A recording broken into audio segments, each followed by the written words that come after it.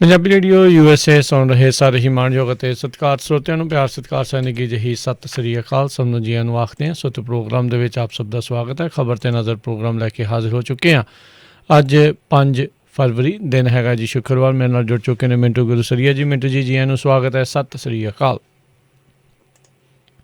ਸ਼ੁਕਰੀਆ ਜੀ ਸਾਰਿਆਂ ਨੂੰ, ਸਤਿ ਸ੍ਰੀ ਅਕਾਲ।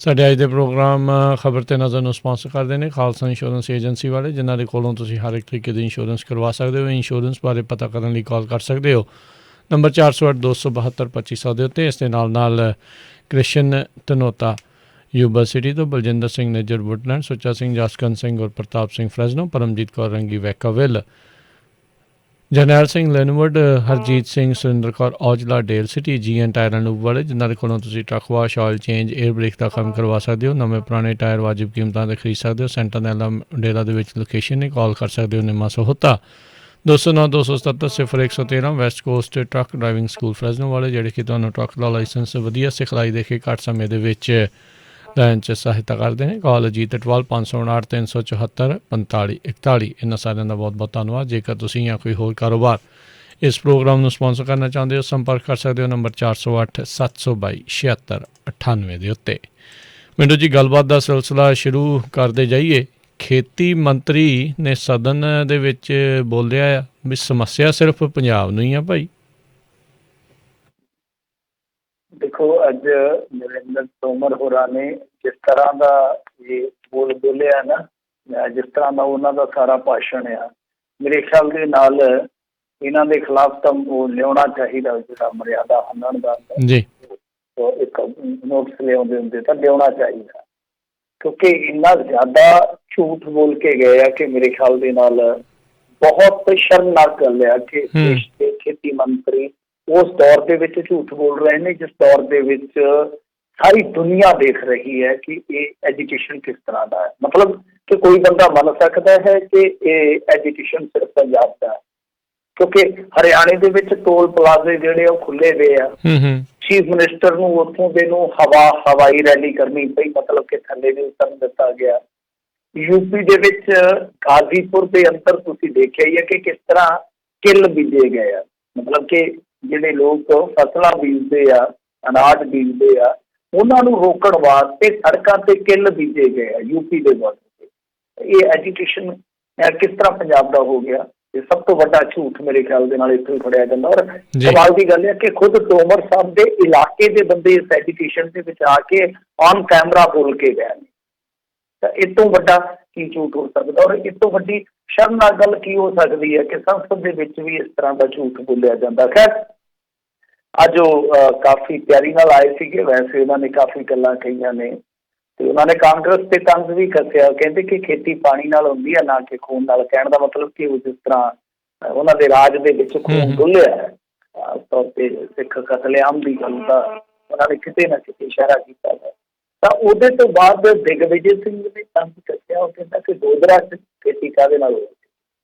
ਤਾਂ ਇਸ ਤਰ੍ਹਾਂ ਇੱਕ ਤਰ੍ਹਾਂ ਦਾ ਮਾਹੌਲ ਸੀਗਾ ਜਿਹਦੇ ਵਿੱਚ ਜਿਹੜੇ ਤੋਮਰ ਸਾਹਿਬ ਸੀਗੇ ਉਹ ਕੁਛ ਇਉਂ ਬੋਲ ਰਹੇ ਸੀਗੇ ਕਿ ਜਿਵੇਂ ਲੱਗਦਾ ਹੋਵੇ ਕਿ ਉਹਨਾਂ ਨੇ ਰਾਹ ਕਿਤੇ ਕਿਸਾਨਾਂ ਦੇ ਨਾਲ ਗੱਲ ਕਰਨੀ ਹੋਏ ਨੇ।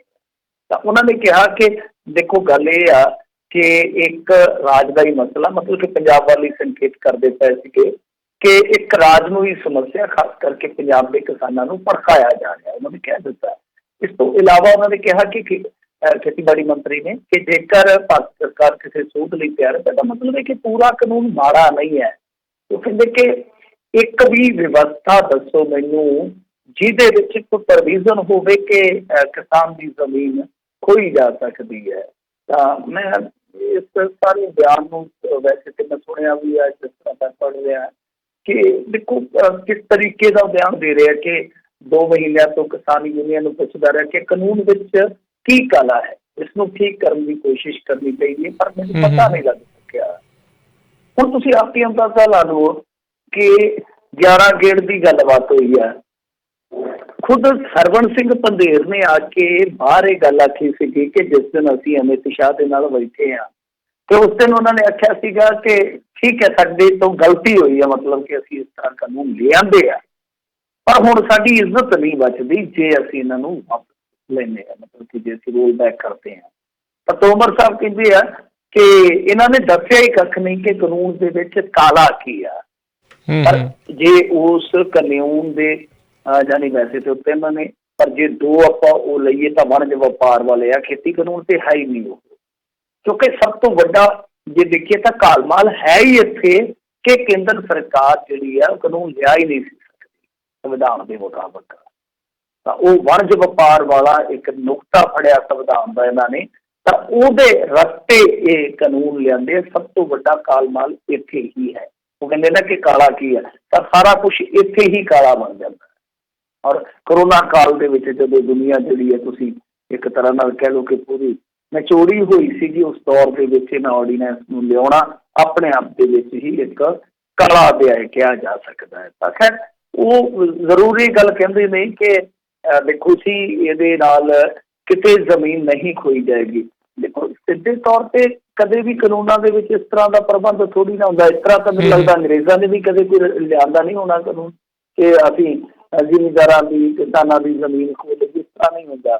ਦਰਅਸਲ ਗੱਲ ਕੀ ਹੈ ਕਿ ਇਹਨਾਂ ਦੀ ਆਪਣੀ ਉਹ ਇੱਕ ਰਿਪੋਰਟ ਹੈ, ਮੈਂ ਉਹ ਕੋਟ ਕਰ ਦਿੰਦਾ ਤੁਹਾਨੂੰ। ਜੀ ਜੀ। ਉਹ ਰਿਪੋਰਟ ਆਈ ਸੀਗੀ ਮੇਰੇ ਖਿਆਲ ਦੇ ਨਾਲ, ਜੇ ਤੁਸੀਂ ਦੇਖੋਗੇ ਤਾਂ 2018 ਦੇ ਵਿੱਚ। ਤਾਂ 18 ਦੇ ਵਿੱਚ ਜਿਹੜੀ ਇਹ ਰਿਪੋਰਟ ਆਈ ਸੀਗੀ ਨਵਾੜ ਦੀ, ਤਾਂ ਉਹਦੇ ਵਿੱਚ ਦੱਸਿਆ ਗਿਆ ਕਿ ਭਾਰਤ ਦੇ ਵਿੱਚ 48% ਪਰਿਵਾਰ ਹੀ ਹੁਣ ਖੇਤੀ ਦੇ ਵਿੱਚ ਆ।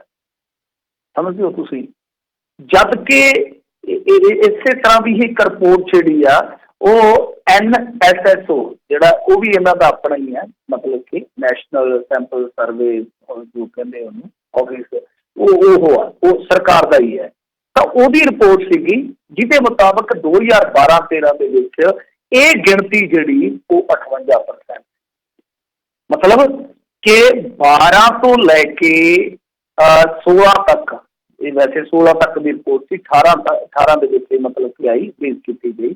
ਤਾਂ ਮਤਲਬ ਕਿ 4 ਸਾਲਾਂ ਦੇ ਵਿੱਚ ਕਿੰਨੇ ਕਿਸਾਨ ਪਰਿਵਾਰ ਘਟ ਗਏ? 10%। ਉਹ ਕਿੱਧਰ ਗਏ? ਹੁਣ ਉਹਨਾਂ ਦੀ ਜ਼ਮੀਨ ਨਹੀਂ ਕਿਸੇ ਨੇ ਖੋਈ। ਦੇਖੋ ਇਹੀ ਚੀਜ਼ ਵੇਖਣ ਵਾਲੀ ਹੈ, ਇਹੀ ਚੀਜ਼ ਵਾਚਣ ਵਾਲੀ ਹੈ। ਇਹ ਮੈਂ ਤੁਹਾਨੂੰ ਸਰਕਾਰ ਦੀ ਰਿਪੋਰਟ ਕੋਟ ਕਰ ਰਿਹਾ, ਮੰਤਰੀ ਸਾਹਿਬ ਨੂੰ ਉਹਨਾਂ ਦੀ ਰਿਪੋਰਟ ਹੀ ਕੋਟ ਕਰ ਰਿਹਾ, ਕਿਉਂਕਿ ਜੇ ਤੁਸੀਂ ਦੇਖੋਗੇ ਤਾਂ ਸਰਕਾਰ 14 ਚ ਵੀ ਇਹਨਾਂ ਦੀ ਸੀਗੀ, ਔਰ ਉਸ ਤੋਂ ਬਾਅਦ ਜੇ ਤੁਸੀਂ ਦੇਖੋਗੇ ਤਾਂ 18 ਦੇ ਵਿੱਚ ਵੀ ਇਹਨਾਂ ਦੀ ਸੀਗੀ। ਤਾਂ ਹੁਣ ਇਹ ਆਪਣੇ ਆਪ ਦੇ ਵਿੱਚ ਸਿੱਧਾ ਤੇ ਸਾਫ਼ ਇਸ ਗੱਲ ਦਾ ਜਵਾਬ ਆ ਕਿ ਇਹਨਾਂ ਤੋਂ ਪਰਿਵਾਰਾਂ ਤੋਂ ਕਿਸੇ ਨੇ ਜ਼ਮੀਨ ਖੋਈ ਨਹੀਂ ਹੈ। ਪਰ ਦਰਅਸਲ ਜਿਨ੍ਹਾਂ ਕੋਲ ਛੋਟਾ ਛੋਟਾ ਭੁੰਨ ਦਾ ਟੁਕੜਾ ਹੁੰਦਾ ਹੈ, ਜਦ ਉਹਨਾਂ ਦੀ ਸਰਵਾਈਵਲ ਹੀ ਮੁਸ਼ਕਲ ਹੋ ਜਾਂਦੀ, ਉਹ ਆਪਣੇ ਆਪ ਹੀ ਖੇਤੀ ਤੋਂ ਬਾਹਰ ਹੋ ਜਾਂਦੇ। ਸਮਝਦੇ ਹੋ ਨਾ? ਤਾਂ ਹੁਣ ਮਾਰਜਨਲ ਕਿਸਾਨ 85% ਚੁੱਕੇ ਹੋਏ। ਪੰਜਾਬ ਵਰਗੀ ਸਟੇਟ ਦੇ ਵਿੱਚ ਵੀ ਮੇਰੇ ਖਿਆਲ ਦੇ ਨਾਲ 70 ਤੋਂ ਉੱਤੇ % ਜਿਹੜੀ ਹੈ ਉਹ ਤਾਦਾਦ ਉਹਨਾਂ ਕਿਸਾਨਾਂ ਦੀ ਜੋ ਮਾਰਜਨ ਹੋਣਗੇ। ਤਾਂ ਇਸ ਤਰ੍ਹਾਂ ਜ਼ਮੀਨ ਨਹੀਂ ਹੈ ਕਿ ਤੁਸੀਂ ਕਿਸੇ ਨੂੰ ਉੱਤੇ ਤੋਪ ਦੇ ਕੇ ਘੱਲ ਦੋਗੇ ਤੇ ਉਹ ਲੁਧਿਆਣੇ ਬੀੜ ਦੂਗਾ ਕਿ ਲਓ ਭਾਈ ਮੈਂ ਚਫੇਰੇ ਘਲਾ ਦੇਣੀ ਹੈ, ਜ਼ਮੀਨ ਛੱਡ ਦੂ। ਇਸ ਤਰ੍ਹਾਂ ਥੋੜ੍ਹੀ ਨਾ ਹੁੰਦਾ ਹੈ। ਅਸਲ ਦੇ ਵਿੱਚ ਜਦੋਂ ਇਹ ਢਾਂਚਾ ਜਿਵੇਂ ਹੁਣ ਇੰਡੀਆ ਦੇ ਓਵਰਆਲ ਕਿਸਾਨ ਜਿਹੜੇ ਆ ਉਹ ਖੇਤੀ ਤੋਂ ਬਾਹਰ ਹੋਏ ਆ, ਤਾਂ ਇਸੇ ਤਰ੍ਹਾਂ ਹੀ ਜਦੋਂ ਇੱਥੇ ਜੋ ਮਿਲਦਾ ਪੰਜਾਬ ਨੂੰ ਜਾਂ ਹਰਿਆਣੇ ਨੂੰ ਉਹ ਬਚਦਾ ਖੁੱਚਦਾ ਤੁਸੀਂ ਖੋਹ ਲਓਗੇ, ਤਾਂ ਇੱਥੇ ਵੀ ਹਾਲ ਇਹੋ ਜਿਹੇ ਹੋ ਜਾਣਗੇ। ਇੱਥੋਂ ਵੀ ਕਿਸਾਨ ਇਸੇ ਤਰ੍ਹਾਂ ਹੀ ਜਿਹੜੇ ਆ ਆਪਣੀਆਂ ਜ਼ਮੀਨਾਂ ਛੱਡ ਕੇ ਬਾਹਰ ਹੋ ਜਾਣਗੇ। ਖਾਸ ਤੌਰ ਤੇ ਕਿੱਲੇ ਵਾਲਾ, ਅੱਧੇ ਕਿੱਲੇ ਵਾਲਾ, 1.5 ਕਿੱਲੇ ਵਾਲਾ, 2 ਕਿੱਲੇ ਵਾਲਾ, ਉਹਨੂੰ ਨਾ ਖੁੱਲੀ ਮੰਡੀ ਨੇ ਝੱਲਣਾ, ਨਾ ਨਿੱਜੀ ਪਲੇਅਰ ਨੇ ਝੱਲਣਾ, ਤੇ ਨਾ ਤੁਹਾਡਾ ਜਿਹੜਾ ਤੁਸੀਂ ਕਹਿੰਦੇ ਨਾ ਕਿ ਮੰਡੀਆਂ ਚਲਾ ਦੇਣਗੇ, ਕਿਸੇ ਨੇ ਨਹੀਂ ਝੱਲਣਾ। ਆਹੀ ਖੇਡ ਹੈ, ਇਹ ਸਮਝਣ ਦੀ ਜ਼ਰੂਰਤ ਹੈ। ਇੱਕ ਉਹਨਾਂ ਨੇ ਉੱਥੇ ਹੋਰ ਗੱਲ ਕਹੀ ਹੈ ਤੋਮਰ ਸਾਹਿਬ ਹੋਰਾਂ ਨੇ। ਦੇਖੋ ਇੱਕ ਝੂਠ ਮੈਂ ਤੁਹਾਨੂੰ ਵੱਡਾ ਇਹਨਾਂ ਦਾ ਦੱਸਦਾ, ਜਿਹੜਾ ਝੂਠ ਬੋਲਿਆ ਇਹਨਾਂ ਨੇ। ਪਤਾ ਇਹਨਾਂ ਦੇ ਖਿਲਾਫ ਆਪੋਜੀਸ਼ਨ ਕੋਈ ਲੈ ਕੇ ਆਏਗੀ ਮਤਾ ਵਗੈਰਾ ਜਾਂ ਨਹੀਂ, ਮੈਨੂੰ ਨਹੀਂ ਪਤਾ। ਪਰ ਇਹਨਾਂ ਨੇ ਉੱਥੇ ਕਿਹਾ ਕਿ ਪੰਜਾਬ ਸਰਕਾਰ ਨੇ ਖੁਦ ਕਾਂਟਰੈਕਟ ਫਾਰਮਿੰਗ ਦੇ ਵਿੱਚ, ਮਤਲਬ ਕਿ ਕਾਂਗਰਸ ਸਰਕਾਰ ਦਾ ਉਹਨਾਂ ਨੇ ਜ਼ਿਕਰ ਕੀਤਾ ਕਿ ਕਾਂਟਰੈਕਟ ਫਾਰਮਿੰਗ ਦੇ ਵਿੱਚ ਇਹਨਾਂ ਨੇ ਖੁਦ ਜਿਹੜਾ ਲਾਅ ਲਿਆਂਦਾ ਸੀਗਾ, ਉਹਦੇ ਵਿੱਚ ਕਿਸਾਨ ਨੂੰ ਜੇਲ੍ਹ ਘੱਲਣ ਦਾ ਪ੍ਰਬੰਧ ਸੀਗਾ। ਹੁਣ ਦੇਖੋ ਸਭ ਤੋਂ ਵੱਡਾ ਝੂਠ ਇਹ ਆ ਕਿ ਜਿਹੜਾ ਲਾਸਟ ਦੇ ਵਿੱਚ ਕਾਂਟਰੈਕਟ ਫਾਰਮਿੰਗ ਦਾ ਲਾਅ ਆਇਆ ਸੀ ਪੰਜਾਬ ਦੇ ਵਿੱਚ, ਉਹ 2013 ਚ ਆਇਆ ਸੀਗਾ। ਤੁਸੀਂ ਮੈਨੂੰ ਦੱਸੋ ਕਿ ਉਦੋਂ ਸਰਕਾਰ ਕਿਸ ਤੇ ਸੀ? ਸਭ ਤੋਂ ਵੱਡਾ ਝੂਠ ਕਿ ਉਸ ਵੇਲੇ ਸਰਕਾਰ ਹੀ ਇਹਨਾਂ ਦੀ ਸੀਗੀ। ਸਰਕਾਰ ਹੀ ਇਹਨਾਂ ਦੀ ਸੀਗੀ, ਕਿਉਂਕਿ ਸਰਕਾਰ ਕਾਂਗਰਸ ਦੀ 2017 ਚ ਆਉਂਦੀ ਹੈ ਤਾਂ ਉਹਨਾਂ ਨੇ ਕੰਟਰੈਕਟ ਫਾਰਮਿੰਗ ਐਕਟ ਨਹੀਂ ਲਿਆਂਦਾ, ਉਹਨਾਂ ਨੇ APMC ਦੇ ਵਿੱਚ ਇੱਕ ਅਮੈਂਡਮੈਂਟ ਕੀਤੀ, ਇੱਕ ਤਰ੍ਹਾਂ ਨਾਲ ਕਹਿ ਲਓ ਕਿ ਇੱਕ ਥੋੜਾ ਮੋਡੀਫਾਈਡ ਕੀਤਾ ਕਾਨੂੰਨ। ਤਾਂ ਤੁਸੀਂ ਆਪ ਅੰਦਾਜ਼ਾ ਲਾ ਲਓ ਕਿ ਕਿੱਡਾ ਵੱਡਾ ਝੂਠ ਹੈ। ਖੇਤੀ ਮੰਤਰੀ, ਇੱਕ ਦੇਸ਼ ਦੇ ਯੂਨੀਅਨ ਮਿਨਿਸਟਰ ਇਸ ਤਰ੍ਹਾਂ ਦਾ ਝੂਠ ਬੋਲ ਰਿਹਾ ਕਿ ਖੁਦ ਉਹਨਾਂ ਦੀ ਸਰਕਾਰ ਨੇ ਇਹ ਪ੍ਰੋਵੀਜ਼ਨ ਲਿਆਂਦੀ ਹੈ, ਔਰ ਉਹਦੇ 'ਚ 1 ਮਹੀਨੇ ਦੀ ਕੈਦ ਸੀ, ਮੇਰੇ ਖਿਆਲ ਦੇ ਨਾਲ 5 ਲੱਖ ਤੱਕ ਜੁਰਮਾਨੇ ਦੀ ਤਜਵੀਜ਼ ਹੈ। ਪਰ ਉਹਨਾਂ ਕਾਨੂੰਨਾਂ ਦੇ ਵਿੱਚ ਫਰਕ ਇਹ ਆ ਕਿ ਦੇਖੋ ਉਹ ਕਾਨੂੰਨ ਰੈਗੂਲੇਟ ਸਟੇਟ ਨੇ ਕਰਨੇ ਆ, ਤਾਂ ਜਦ APMC ਹੋਏਗਾ, MSP ਹੋਏਗਾ, ਉੱਥੇ ਕੰਟਰੈਕਟ ਫਾਰਮਿੰਗ ਨੂੰ ਕੌਣ ਪੁੱਛੇਗਾ? ਮੈਨੂੰ ਦੱਸੋ। ਜਦੋਂ ਇੱਥੇ MSP ਆ, APMC ਆ, ਅਡਾਨੀ ਅੰਬਾਨੀ, ਮੇਰੇ ਕੋਲ ਫਰਜ਼ ਕਰੋ 5 ਕਿੱਲੇ ਜ਼ਮੀਨ ਆ, ਅਡਾਨੀ ਸਾਹਿਬ ਆ ਗਏ ਜਾਂ ਅੰਬਾਨੀ ਸਾਹਿਬ ਆ ਗਏ ਜਾਂ ਕੋਈ ਹੋਰ ਸ਼ਕੂਨੀ ਆ ਗਿਆ ਜਾਂ ਕੋਈ ਹੋਰ ਵੀ ਆ ਗਿਆ, ਕੋਈ ਵੀ ਪ੍ਰਾਈਵੇਟ ਪਲੇਅਰ, ਉਹ ਮੈਨੂੰ ਆ ਕੇ ਕਹਿੰਦਾ ਕਿ ਹਾਂ ਮੇਰੇ ਨਾਲ ਸੌਦਾ ਮਾਰ ਲਾ, ਤੇ ਮੈਂ ਉਹ ਗਮਲਾ ਥੋੜੀ ਆ, ਮੈਂ ਕਹੂੰਗਾ ਕਿ ਆ ਮੇਰੇ ਘਰ ਤੋਂ 5 ਕਿਲੋਮੀਟਰ ਦੂਰ ਮੰਡੀ ਆ, ਮੈਂ ਉੱਥੇ ਆਪਣੀ ਫਸਲ ਸੁੱਟਦਾ, ਮੈਨੂੰ 2500 ਦਿੰਦੇ ਨੇ ਕੁਆਂਟਲ ਦਾ, ਤੂੰ ਬੋਲ, ਤੂੰ ਮੇਰੇ ਖੇਤ ਚੋਂ ਚੱਕੇਂਗਾ 2600 ਨੂੰ, ਜੇ ਤਾਂ ਤੂੰ ਦਿੰਦਾ 2600 ਨੂੰ ਲੈ ਲਾ, ਨਹੀਂ ਤਾਂ 2500 ਨੂੰ ਤਾਂ ਮੇਰੀ ਵਿਕ ਰਹੀ ਹੈ। ਇਹਦਾ ਮਤਲਬ ਹੈ ਕਿ ਨਿੱਜੀ ਪਲੇਅਰ ਜਿਹੜਾ ਉਹ 100 ਵੱਧ ਹੀ ਦੇਊਗਾ ਕੰਟਰੈਕਟ ਦੇ ਵਿੱਚ। ਔਰ ਦੂਜੀ ਗੱਲ ਹੈ ਕਿ ਉਹਨਾਂ ਲਾਸ ਦੇ ਵਿੱਚ ਜੇ ਤੁਸੀਂ ਦੇਖੋਗੇ ਟੈਕਸ ਹੈ, ਇਹਨਾਂ ਨੇ ਤਾਂ ਟੈਕਸ ਮੁਕਤ ਕਰ ਦਿੱਤਾ ਨਿੱਜੀ ਪਲੇਅਰ ਨੂੰ, ਜਦ ਕਿ ਉੱਥੇ ਲੈਵੀ ਹੈ। ਉਹਦੇ ਵਿੱਚ ਆਪਾਂ ਦੇਖਿਆ ਹੀ 8% ਦੀ ਆਪਾਂ ਬਹੁਤ ਵਾਰੀ ਗੱਲ ਕੀਤੀ, ਮੈਂ ਦੁਹਰਾਉਣਾ ਨਹੀਂ ਚਾਹੁੰਦਾ। ਤਾਂ ਤੁਸੀਂ ਦੇਖੋ ਕਿ ਕਿਸ ਤਰੀਕੇ ਨਾਲ ਸੰਸਦ ਨੂੰ ਵਰਤਿਆ ਜਾ ਰਿਹਾ ਆਪਣਾ ਪੱਖ ਮਜ਼ਬੂਤ ਕਰਨ ਵਾਸਤੇ। ਹਾਲਾਂਕਿ ਇਸ ਡਿਬੇਟ ਦੇ ਵਿੱਚ ਅੱਗੇ ਹੋਰ ਵੀ ਚਰਚਾਵਾਂ ਹੋਣਗੀਆਂ, ਪਰ ਮੈਂ ਸੱਚ ਜਾਣੇ ਸੁਣ ਰਹਿ ਗਿਆ ਇਹਨਾਂ ਤੱਥਾਂ ਨੂੰ ਸੁਣ ਕੇ ਜੋ ਉਹਨਾਂ ਨੇ ਪੇਸ਼ ਕੀਤੇ ਮਾਨਯੋਗ ਖੇਤੀ ਮੰਤਰੀ ਨੇ, ਕਿ ਦੇਖੋ ਕਿਸ ਤਰੀਕੇ ਦੇ ਨਾਲ ਪੂਰੇ ਮੁਲਕ ਦੇ ਵਿੱਚ ਹੀ ਵਰਤਾਅ ਜਿਹੜਾ ਉਹ ਸੰਸਦ ਵਰਗੀ ਜਗ੍ਹਾ ਤੇ ਖੜ ਕੇ ਸਿਰਜ ਦਿੱਤਾ। ਜੀ ਮਿੰਟੂ ਜੀ, ਇੱਥੇ ਜਦੋਂ ਪਿਛਲਾ ਪ੍ਰਸ਼ਾਸਨ ਸੀਗਾ ਉਦੋਂ ਜਦੋਂ ਸੱਚਾਈ ਸੀ ਤੇ ਜਦੋਂ ਉਹ ਆਪਣੇ ਤੱਥ ਪੇਸ਼ ਕਰਦੇ ਸੀ ਉਦੋਂ ਅਲਟਰਨੇਟ ਫੈਕਟਸ ਕਹਿ ਕੇ ਜਿਹੜਾ ਉਹ ਬੁਲਾਇਆ ਜਾਂਦਾ ਸੀ। ਇਹ ਵੀ ਹੁਣ ਅਲਟਰਨੇਟ ਫੈਕਟ ਲੈ ਕੇ ਜਿਹੜੇ ਉਹ ਆ ਚੁੱਕੇ ਆ ਵੀ ਅਸੀਂ ਆਪਣੇ ਵਾਲਾ ਫੈਕਟ ਹੀ ਜਿਹੜਾ ਮੰਨਣਾ ਆ, ਉਸੇ ਨੂੰ ਹੀ ਜਿਹੜਾ ਆ ਮੋਹਰੇ ਲੈ ਕੇ ਆਉਣਾ, ਦੂਜੇ ਜਿਹੜਾ ਅਸਲੀਅਤ ਆ ਉਸ ਦੇ ਉੱਤੇ ਅਸੀਂ ਪਰਦਾ ਹੀ ਪਾਈ ਰੱਖਣਾ ਆ। ਅਗਲੀ ਮਿੰਟੂ ਜੀ ਗੱਲ ਕਰੀਏ ਉੱਤਰ ਪ੍ਰਦੇਸ਼ ਅਤੇ ਉੱਤਰਾਖੰਡ ਵਿੱਚ ਭਲਕੇ ਨਹੀਂ ਹੋਵੇਗਾ ਚੱਕਾ ਜਾਮ।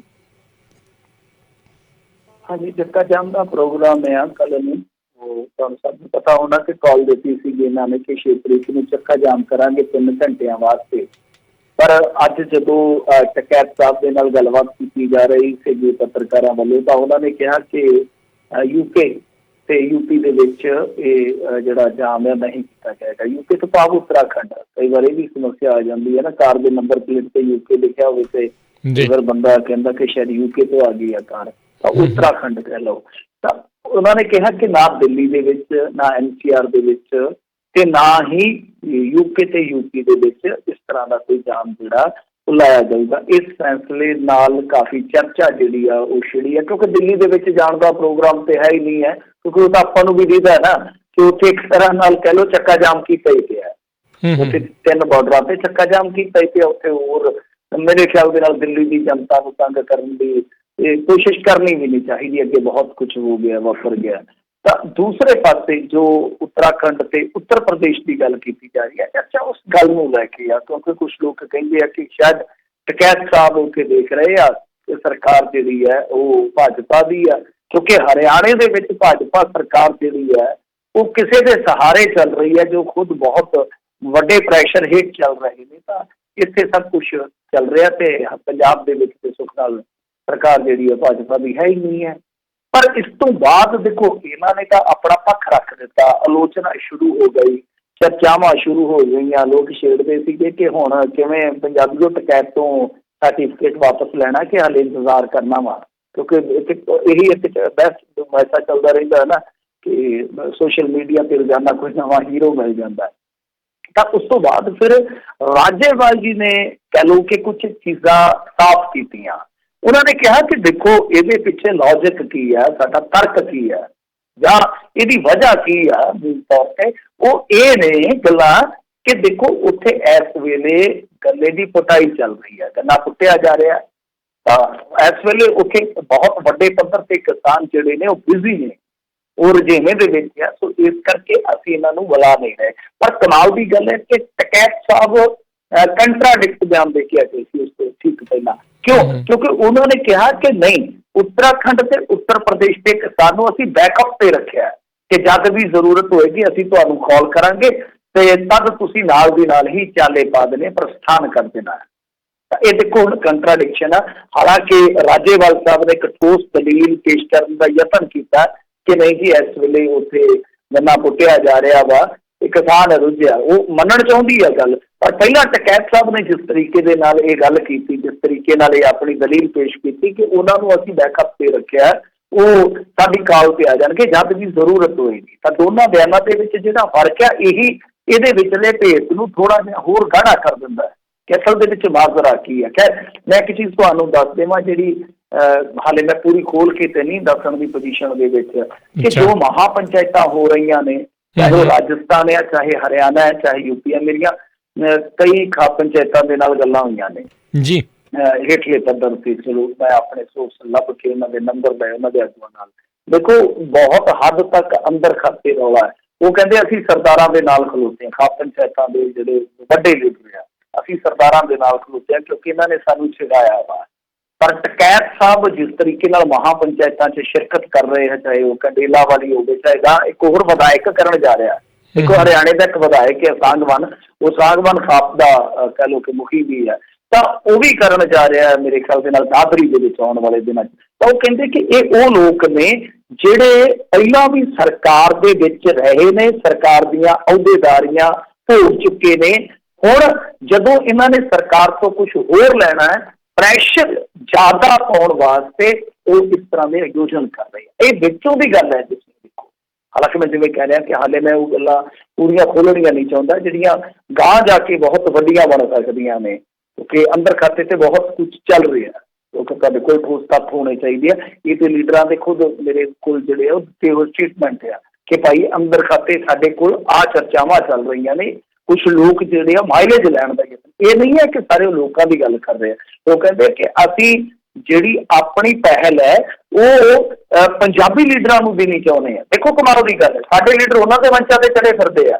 ਉਹ ਕਹਿੰਦੇ ਕਿ ਅਸੀਂ ਪੰਜਾਬ ਦੇ ਨਾਲ ਖਲੋਣਾ ਚਾਹੁੰਦੇ ਹਾਂ, ਅਸੀਂ ਇਸ ਐਜੂਕੇਸ਼ਨ ਦੇ ਨਾਲ ਖਲੋਣਾ ਚਾਹੁੰਦੇ ਹਾਂ। ਤਾਂ ਜੋ ਅੰਦਰ ਖਾਤੇ ਚੱਲ ਰਿਹਾ ਹੈ ਇਹ ਕਿਤੇ ਇਹ ਨਾ ਹੋਵੇ ਕਿ ਜ਼ੋਰ ਕਾ ਝਟਕਾ ਧੀਰੇ ਸੇ ਲੱਗ ਜਾਵੇ। ਇਸ ਕਰਕੇ ਥੋੜਾ ਜਿਹਾ ਸਾਡੇ ਜਿਹੜੇ ਸਾਂਝੇ ਕਿਸਾਨ ਮੋਰਚੇ ਵਾਲੇ ਲੀਡਰ ਆ, ਜਿਨ੍ਹਾਂ ਨੇ ਮੁੱਢ ਬੰਨਿਆ, ਜਿਨ੍ਹਾਂ ਨੇ ਪੜੋਲ ਬੰਨਿਆ ਇਸ ਸਾਰੇ ਐਜੀਟੇਸ਼ਨ ਦਾ, ਉਹਨਾਂ ਨੂੰ ਥੋੜਾ ਜਿਹਾ ਹੁਣ ਮੋਹਰੀ ਰੋਲ ਜਿਹੜਾ ਉਹ ਅਦਾ ਕਰਨਾ ਚਾਹੀਦਾ। ਤੁਸੀਂ ਦੇਖੋ ਨਾ ਕਿ ਸੁਖਬੀਰ ਸਿੰਘ ਬਾਦਲ ਜਾ ਕੇ ਆਏ ਆ ਤੇ ਅੱਜ ਜਥਾ ਦਮਦਮੀ ਟਕਸਾਲ, ਜਿਹਨਾਂ ਨੂੰ ਜਥਾ ਪਿੰਡਰਾ ਵੀ ਕਹਿੰਦੇ, ਜਥਾ ਪਿੰਡਰਾ ਵਾਲਾ, ਉਹ ਵੀ ਉੱਥੇ ਗਏ ਨੇ। ਉਹਨਾਂ ਨੇ ਵੀ ਜਾ ਕੇ ਦਸਤਾਰ ਸਜਾ ਦਿੱਤੀ ਹੈ ਟਕੈਤ ਨੂੰ। ਬਹੁਤ ਸਾਰੇ ਲੀਡਰ ਜਾ ਰਹੇ ਨੇ ਬਾਰੋ ਬਾਰ। ਲੱਖਾ ਸਿਧਾਣਾ ਲਾਈਵ ਹੋ ਕੇ ਅੱਜ ਉਹ ਵੀ ਇਹੀ ਇਸ਼ਾਰਾ ਕਰ ਗਿਆ ਜੋ ਮੈਂ ਤੁਹਾਨੂੰ ਦੱਸ ਰਿਹਾ ਕਿ ਭਾਈ ਥੋੜਾ ਜਿਹਾ ਤੁਸੀਂ ਉਹਨਾਂ ਨੂੰ ਵਰਜੋ, ਕਿਉਂਕਿ ਉੱਥੇ ਤੇ ਸ਼ਰੇਆਮ ਰਾਜਨੀਤਿਕ ਆਵਾਜਾਈ ਹੋ ਗਈ ਆ। ਔਰ ਟਕੈਤ ਸਾਹਿਬ ਨੇ ਤੇ ਇੱਥੋਂ ਤੱਕ ਕਹਿ ਦਿੱਤਾ ਕਿ ਮੇਰੇ ਮੰਚ ਤੋਂ ਕੋਈ ਮੋਦੀ ਸਾਹਿਬ ਬਾਰੇ ਕੋਈ ਅਪਸ਼ਬਦ ਬੋਲੇਗਾ ਤਾਂ ਉਹਨੂੰ ਭੱਜ ਜਾਊਗਾ। ਮਤਲਬ ਕਿ ਇੱਥੇ ਕੋਈ ਮੋਦੀ ਸਾਹਿਬ ਬਾਰੇ ਗਲਤ ਗੱਲ ਨਹੀਂ ਕੀਤੀ ਜਾਏਗੀ। ਤਾਂ ਇਹ ਕੁਛ ਚੀਜ਼ਾਂ ਨੇ ਜਿਹੜੀਆਂ ਤਵੱਜੋ ਮੰਗਦੀਆਂ। ਖੈਰ ਦੇਖੋ ਅੱਜ ਕਾਫੀ ਜ਼ਿਆਦਾ ਜਿੱਦਾਂ ਕਹਿ ਲਓ ਕਿ ਮਾਮਲਾ ਉਲਝਾਟ ਵਾਲਾ ਸੀਗਾ, ਪਰ ਇੱਕ ਵਾਰੀ ਰਾਜੇਵਾਲ ਹੋਰਾਂ ਨੇ ਥੋੜੀ ਜਿਹੀ ਸਥਿਤੀ ਸਾਫ਼ ਕੀਤੀ ਹੈ। ਪਰ ਜਿੱਦਾਂ ਮਹਾ ਪੰਚਾਇਤ ਵਾਲੇ ਹੈ, ਤਾਂ ਜਿਵੇਂ ਮੈਂ ਤੁਹਾਨੂੰ ਕਿਹਾ ਕਿ ਖਾਪ ਪੰਚਾਇਤਾਂ ਉੱਤੇ ਬਹੁਤ ਸਾਰੀਆਂ ਨੇ, ਤਾਂ ਕੁਝ ਕੁ ਖਾਪ ਪੰਚਾਇਤਾਂ ਦੀ ਕਾਰਗੁਜ਼ਾਰੀ ਨੂੰ ਸ਼ੱਕੀ ਨਿਗਾਹ ਨਾਲ ਦੇਖ ਰਹੀਆਂ। ਇਹਦੇ ਵਿੱਚੋਂ ਕੁਝ ਲੋਕ ਸਿਆਸੀ ਮਾਈਲੇਜ ਕੱਟਣ ਦਾ ਯਤਨ ਕਰ ਰਹੇ, ਜਿੱਦਾਂ ਆਪਣਾ ਰੌਲਾ ਹੈ, ਆਪਣਾ ਕੁਝ ਹੋਰ ਵੱਖਰੀ ਕਿਸਮ ਦਾ ਰੌਲਾ ਹੈ। ਇੱਥੇ ਕਾਮਰੇਡ ਬਨਾਮ ਕੁਝ ਸਿੱਖ ਲੀਡਰਾਂ ਦੇ ਵਿੱਚ ਤਣੀ ਹੋਈ ਸੀਗੀ, ਪਰ ਉੱਥੇ ਜਿੱਦਾਂ ਕਹਿ ਲਓ ਕਿ ਸਿਆਸਤ ਨੇ ਬਹੁਤ ਪੁਆੜਾ ਪਾ ਰੱਖਿਆ ਜੀ। ਜਦੋਂ ਸਿਆਸੀ ਵਾਲਾ ਕੰਮ ਵਿੱਚ ਆ ਜਾਂਦਾ ਆ ਉਦੋਂ ਮੁਸ਼ਕਿਲਾਂ ਜਿਹੜੀਆਂ ਜ਼ਿਆਦਾ ਵੱਧ ਜਾਂਦੀਆਂ, ਕਿਉਂਕਿ ਸਿਆਸੀ ਬੰਦੇ ਅਜਿਹੀਆਂ ਚੀਜ਼ਾਂ ਨੂੰ ਡੀਰੇਲ ਕਰਨ ਦੇ ਵਿੱਚ ਬੜੇ ਮਾਹਰ ਜਿਹੜੇ ਉਹ ਹੁੰਦੇ ਨੇ। ਅਗਲੀ ਮਿੰਟੂ ਜੀ ਗੱਲ ਕਰੀਏ, ਟਿੱਕਰੀ ਬਾਰਡਰ ਤੇ ਪਹੁੰਚੀ ਕਿਸਾਨਾਂ ਦੀ ਟ੍ਰੇਨ, ਦਿੱਲੀ ਬਾਰਡਰ ਤੇ ਲਾਇਆ ਡੇਰਾ। ਹਾਂਜੀ ਦੇਖੋ ਇਹ ਟ੍ਰੇਨ ਉਹੀ ਹੈ ਜਿਹੜੀ ਮੇਰੇ ਖਿਆਲ ਦੇ ਨਾਲ ਡਾਇਵਰਟ ਕਰ ਦਿੱਤੀ ਗਈ ਤੇ ਇਹਦੀ ਖਬਰ ਕਿ ਕੁਝ ਕਿਸਾਨ ਬੰਬੇ, ਹਾਂਜੀ ਕੁਝ ਕਹਿੰਦੇ ਕਿ ਕਿਸਾਨ ਬੰਬੇ ਪਹੁੰਚ ਗਏ ਨੇ ਤੇ ਕੁਝ ਲੋਕ ਸਲਾਹ ਦਿੰਦੇ ਸੀ ਕਿਤੇ ਅੰਬਾਨੀ ਦੇ ਘਰ ਦੇ ਅੱਗੇ ਠੋਕ ਦਿਓ ਧਰਨਾ, ਜਾਂ ਸੰਨੀ ਦਿਓਲ ਦੀ ਕੋਠੀ ਲੱਭ ਲਓ, ਨਾਲੇ ਧਰਮਿੰਦਰ ਤੋਂ ਖਾਓ ਰੋਟੀਆਂ ਤੇ ਨਾਲੇ ਉੱਥੇ ਨਾਅਰੇ ਲਾਓ। ਪਰ ਉਹ ਮੈਨੂੰ ਨਹੀਂ ਕੋਈ ਲੱਭੀ ਕੋਈ ਉਹਦੀ ਜਾਣਕਾਰੀ ਕਿ ਵਾਕਿਆ ਕੁਝ ਕਿਸਾਨ ਉੱਥੇ ਪਹੁੰਚੇ ਨੇ। ਹਾਂ ਉਹ ਰੂਟ ਜ਼ਰੂਰ ਡਾਇਵਰਟ ਕੀਤਾ ਸੀਗਾ ਨਰੇਲਾ ਜਦੋਂ ਕੁਛ ਨੌਜਵਾਨ ਉਤਰੇ ਤਾਂ ਉਹਨਾਂ ਨੂੰ ਹਿਰਾਸਤ ਦੇ ਵਿੱਚ ਵੀ ਲਿਆ ਗਿਆ ਸੀਗਾ ਦੱਸਦੇ, ਪਰ ਬਾਅਦ ਦੇ ਵਿੱਚ ਸਾਰੀਆਂ ਚੀਜ਼ਾਂ ਜਿਹੜੀਆਂ ਸੌਟ ਕਰ ਲਈਆਂ ਗਈਆਂ ਮੇਰੇ ਖਿਆਲ ਦੇ ਨਾਲ। ਤਾਂ ਇਹ ਟ੍ਰੇਨ ਹੁਣ ਵਾਪਸ ਉਸੇ ਰੂਟ ਤੇ ਗਈ ਆ ਤੇ ਇਹਦਾ ਕੀ ਆ ਕਿ ਇਹ ਚੱਲਦੀ ਆ ਫਿਰੋਜ਼ਪੁਰ ਜ਼ਿਲ੍ਹੇ ਨੂੰ ਲੈ ਲੈਂਦੀ ਆ ਨਾਲ ਤੇ ਫਿਰ ਵੜਦੀ ਮਾਲਵੇ 'ਚ ਐਂਟਰ ਹੋ ਜਾਂਦੀ ਆ ਤੇ ਮਾਲਵੇ 'ਚੋਂ ਗਾਂਹ ਫਿਰ ਹਰਿਆਣੇ ਨੂੰ ਤੇ ਇੱਧਰ ਮਤਲਬ ਕਿ ਆ ਜਾਂਦੀ ਆ। ਤਾਂ ਦੇਖ ਲਓ ਤੁਸੀਂ ਕਿੱਥੋਂ ਚੱਲਦੀ ਆ, ਸਾਡੇ ਪਿੰਡਾਂ ਦੇ ਉੱਤੋਂ ਚੱਲੀ ਟ੍ਰੇਨ ਰਾਜਸਥਾਨ ਨੂੰ ਕਵਰ ਕਰਦੀ ਹੋਈ ਇਸ ਏਰੀਏ ਨੂੰ ਜਾਂ ਫਿਰੋਜ਼ਪੁਰ ਤੇ ਇੱਧਰ ਬਠਿੰਡਾ ਗਾਂਹ ਨੂੰ ਚਲੇਗੀ ਤੇ ਗਾਂਹ ਹਰਿਆਣਾ ਲੈ ਲੈਂਦੀ ਆ ਨਾਲ। ਤਾਂ ਸਮਝ ਲਓ ਕਿ ਇੱਕ ਤਰ੍ਹਾਂ ਨਾਲ ਜਿਹੜੀ ਕਿਸਾਨੀ ਬੈਲਟ ਆ ਉਹ ਸਾਰੀ ਇਸ ਰੇਲ ਤੇ ਚੜ੍ਹ ਸਕਦੀ ਆ ਤੇ ਉਹ ਫਿਰ ਬਹੁਤ ਵੱਡੀ ਗਿਣਤੀ ਹੋ ਜਾਂਦੀ ਹੈ। ਕਿਉਂਕਿ ਮੈਂ ਅੱਗੇ ਵੀ ਤੁਹਾਨੂੰ ਦੱਸਿਆ ਸੀਗਾ ਸ਼ਾਇਦ ਕਿ ਬਹਾਦਰਗੜ੍ਹ ਵਾਲਾ ਜਿਹੜਾ ਉਹ ਰੇਲਵੇ ਸਟੇਸ਼ਨ ਆ ਉਹ ਟਿਕਰੀ ਮੋਰਚੇ ਤੋਂ ਕੋਈ ਬਹੁਤੀ ਦੂਰ ਨਹੀਂ ਹੈ, 3-4 ਕਿਲੋਮੀਟਰ ਮੇਰਾ ਅੰਦਾਜ਼ਾ ਹੋਏਗਾ, 3-4 ਕਿਲੋਮੀਟਰ ਹੀ ਆ। ਬੰਦਾ ਆਰਾਮ ਨਾਲ ਗੱਲਾਂ ਬਾਤਾਂ ਮਾਰਦਾ ਹੀ ਚਲੇ ਜਾਂਦਾ। ਵੈਸੇ ਵੀ ਸਾਡੇ ਪੰਜਾਬੀਆਂ ਦੇ ਜਿਹੜੇ ਪੁਰਾਣੇ ਬਜ਼ੁਰਗ ਸੀ ਉਹ ਜਾਣਦੇ ਆ ਕਿ ਪਹਿਲਾਂ ਸਟੇਸ਼ਨਾਂ ਤੇ ਇਸੇ ਤਰ੍ਹਾਂ ਹੀ ਜਾ ਕੇ ਪੈਦਲ ਜਾ ਕੇ ਤੇ ਲੋਕ ਗੱਡੀਆਂ ਫੜਦੇ ਹੁੰਦੇ ਸੀਗੇ ਤੇ ਬਹੁਤ ਭਾਰੀ ਸਮਾਨ ਆ ਜਿਹੜਾ ਉਹ ਰੇਲਵੇ ਸਟੇਸ਼ਨਾਂ ਤੋਂ ਸਿਰਾਂ ਤੇ ਚੁੱਕ ਕੇ ਤੇ ਪਿੰਡਾਂ ਤੱਕ ਲਿਆਂਦਾ ਜਾਂਦਾ ਸੀਗਾ। ਇੱਦਾਂ ਹੀ ਚੱਲਦੀ ਸੀ ਆਵਾਜਾਈ। ਤਾਂ ਉਹ ਲੋਕ ਜਿਹੜੇ ਉਹ ਗੱਲੀ ਬਾਤੀ ਕਰਦੇ ਕਰਦੇ ਉੱਥੇ ਚਲੇ ਜਾਂਦੇ ਨੇ। ਸੋ ਮੇਰੇ ਖਿਆਲ ਦੇ ਨਾਲ ਚੰਗੀ ਗੱਲ ਆ ਵਿੱਚੋਂ ਜੇ ਇਹਨਾਂ ਨੇ ਜੋ ਡਾਇਵਰਸ਼ਨ ਕੀਤੀ ਸੀਗੀ ਹੁਣ ਉਹ ਨਾ ਕਰਨ ਤੇ ਠੀਕ ਹੈ, ਕਿਉਂਕਿ ਜਿਹੜੇ ਕਿਸਾਨ ਕੋਲ ਆਪਣੀ ਕੋਈ ਲਗਜ਼ਰੀ ਗੱਡੀ ਨਹੀਂ ਹੈ, ਕੋਈ ਹੋਰ ਸਾਧਨ ਨਹੀਂ ਹੈ, ਬੱਸ ਦਾ ਕਿਰਾਇਆ ਵੀ ਬਹੁਤ ਲੱਗ ਜਾਂਦਾ, ਭਾੜਾ ਬਹੁਤ ਹੁੰਦਾ ਬੱਸਾਂ ਦਾ। ਤੇ ਜਿਵੇਂ ਬਾਦਲ ਸਾਹਿਬ ਦੀਆਂ ਉਹ ਕੁਛ ਲਗਜ਼ਰੀ ਬੱਸਾਂ ਉਹਦੇ ਵਿੱਚ ਚੜ੍ਹਨਾ ਤੇ ਆਮ ਬੰਦੇ ਦਾ ਮਾਤੜ ਬੰਦੇ ਦਾ ਕਈਆਂ ਦਾ ਸੁਪਨਾ ਹੀ ਰਹਿ ਜਾਂਦਾ ਜਾਂ ਜਾ ਰਹੀਆਂ ਬੱਸਾਂ ਨੇ। ਤਾਂ ਹੁਣ ਜਿਹੜੀ ਇਹ ਟ੍ਰੇਨ ਚੱਲੀ ਆ ਤਾਂ ਮੇਰੇ ਖਿਆਲ ਦੇ ਨਾਲ ਕਿਸੇ ਇੱਕ ਇਲਾਕੇ ਵਾਸਤੇ ਨਹੀਂ, ਬਹੁਤ ਸਾਰੇ ਇਲਾਕੇ ਵਾਸਤੇ ਖਾਸ ਤੌਰ ਤੇ ਕਿਸਾਨਾਂ ਵਾਸਤੇ ਇਹ ਇੱਕ ਕਹਿ ਲਈਏ ਕਿ ਸੁੱਖ ਦਾ ਥਾਂ ਆ। ਜੀ ਜੀ। ਅਗਲੀ ਗੱਲ ਕਰੀਏ ਐਕਸੀਡੈਂਟ 'ਚ ਮਰੇ ਕਿਸਾਨ ਦਾ ਤਿਰੰਗੇ ਦੇ ਵਿੱਚ ਲਪੇਟ ਕੇ ਕੀਤਾ ਸੰਸਕਾਰ ਤੇ ਸਰਕਾਰ ਨੇ ਕਰਤਾ ਜੀ ਕੇਸ ਦਰਜ।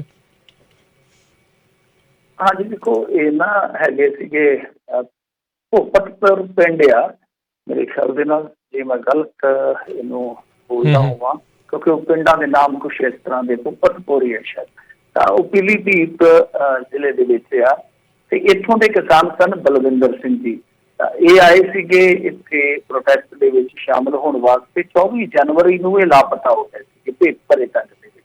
ਤਾਂ ਉਸ ਤੋਂ ਬਾਅਦ 9 ਦਿਨਾਂ ਦੇ ਬਾਅਦ ਇਹਨਾਂ ਦੀ ਲਾਸ਼ ਮਿਲਦੀ ਹੈ, ਜਾਨੀ ਲਾਸ਼ ਮਿਲੀ ਜਿਹੜੀ ਹੈ ਉਹ ਦਾਅਵਾ ਕਰਦੀ ਹੈ ਦਿੱਲੀ ਪੁਲਿਸ ਕਿ ਐਕਸੀਡੈਂਟ ਦੇ ਵਿੱਚ ਇਹਨਾਂ ਦੀ ਮੌਤ ਹੋਈ। ਉਸ ਤੋਂ ਬਾਅਦ ਇਹਨਾਂ ਦੀ ਜਿਹੜੀ ਦੇਹ ਸੀਗੀ ਉਹ ਮੋਰਚਰੀ ਦੇ ਵਿੱਚ ਰੱਖੀ ਸੀਗੀ। ਤਾਂ ਉਸ ਤੋਂ ਬਾਅਦ ਵੈਸੇ ਤੇ ਪਰਿਵਾਰ ਨੇ ਦੋਸ਼ ਲਾਇਆ, ਵੈਸੇ ਵੇਖਣ ਵਾਲੀ ਗੱਲ ਆ ਕਿ 26 ਤੋਂ ਠੀਕ ਕੁਛ ਘੰਟੇ ਪਹਿਲਾਂ ਬੰਦਾ ਲਾਪਤਾ ਹੋ ਜਾਂਦਾ ਹੈ ਔਰ ਉਹਦੇ ਸਾਥੀਆਂ ਨੂੰ ਨਹੀਂ ਪਤਾ ਲੱਗਦਾ ਕਿ ਉਹ ਕਿੱਧਰ ਚਲੇ ਗਿਆ। ਬਹੁਤ ਗੁੰਝਲਦਾਰ ਦੀ ਕਹਾਣੀ ਆ ਕਿਉਂਕਿ ਪਰਿਵਾਰ ਇਹ ਗੱਲ ਕਹਿੰਦਾ ਹੈ ਕਿ ਜਦੋਂ ਅਸੀਂ ਦੇਹ ਦੇਖੀ, ਮ੍ਰਿਤਕ ਦੇਹ ਦੇਖੀ ਤਾਂ ਮੂੰਹ ਤੇ ਜਿਸ ਤਰ੍ਹਾਂ ਦੇ ਸੱਟਾਂ ਦੇ ਨਿਸ਼ਾਨ ਸਨ ਉਹ ਤੋਂ ਜਾਪਦਾ ਸੀਗਾ ਕਿ ਇਹ ਐਕਸੀਡੈਂਟ ਨਹੀਂ ਹੈ। ਤਾਂ ਪਰਿਵਾਰ ਨੇ ਸ਼ੱਕ ਜਤਾਇਆ। ਖੈਰ ਚਲੋ ਉਹ ਬਾਅਦ ਦੀ ਗੱਲ ਆ। ਤਾਂ ਇਹਨਾਂ ਨੇ ਜਦ ਅੰਤਮ ਰਸਮਾਂ ਕਰਨੀਆਂ ਸੀਗੀਆਂ ਤਾਂ ਉਹ ਜਿਹੜੀ ਦੇਹੀ ਸੀਗੀ, ਮ੍ਰਿਤਕ ਦੇਹੀ ਸੀਗੀ, ਉਹਦੇ ਤੇ ਤਿਰੰਗਾ ਪਾ ਦਿੱਤਾ। ਤਾਂ ਸਰਕਾਰ ਨੇ ਪੰਗਾ ਪਾ ਦਿੱਤਾ। ਉਹ ਜਿਹੜੇ ਮ੍ਰਿਤਕ ਬਲਵਿੰਦਰ ਸਿੰਘ ਸੀਗੇ ਉਹਨਾਂ ਦੀ ਸਪਤਨੀ ਜਸਬੀਰ ਕੌਰ ਜੀ ਅਤੇ ਉਹਨਾਂ ਦੇ ਜਿਹੜੇ ਭਰਾ ਨੇ ਗੁਰਵਿੰਦਰ ਸਿੰਘ ਜੀ, ਉਹਨਾਂ ਤੇ ਮੁਕੱਦਮਾ ਦਰਜ ਕਰ ਦਿੱਤਾ ਗਿਆ। ਇਹ ਆਪਣੇ ਆਪ ਦੇ ਵਿੱਚ ਕਹੀਏ ਕਿ ਕਾਫੀ ਹੈਰਾਨ ਕਰਨ ਵਾਲੀ ਗੱਲ ਆ।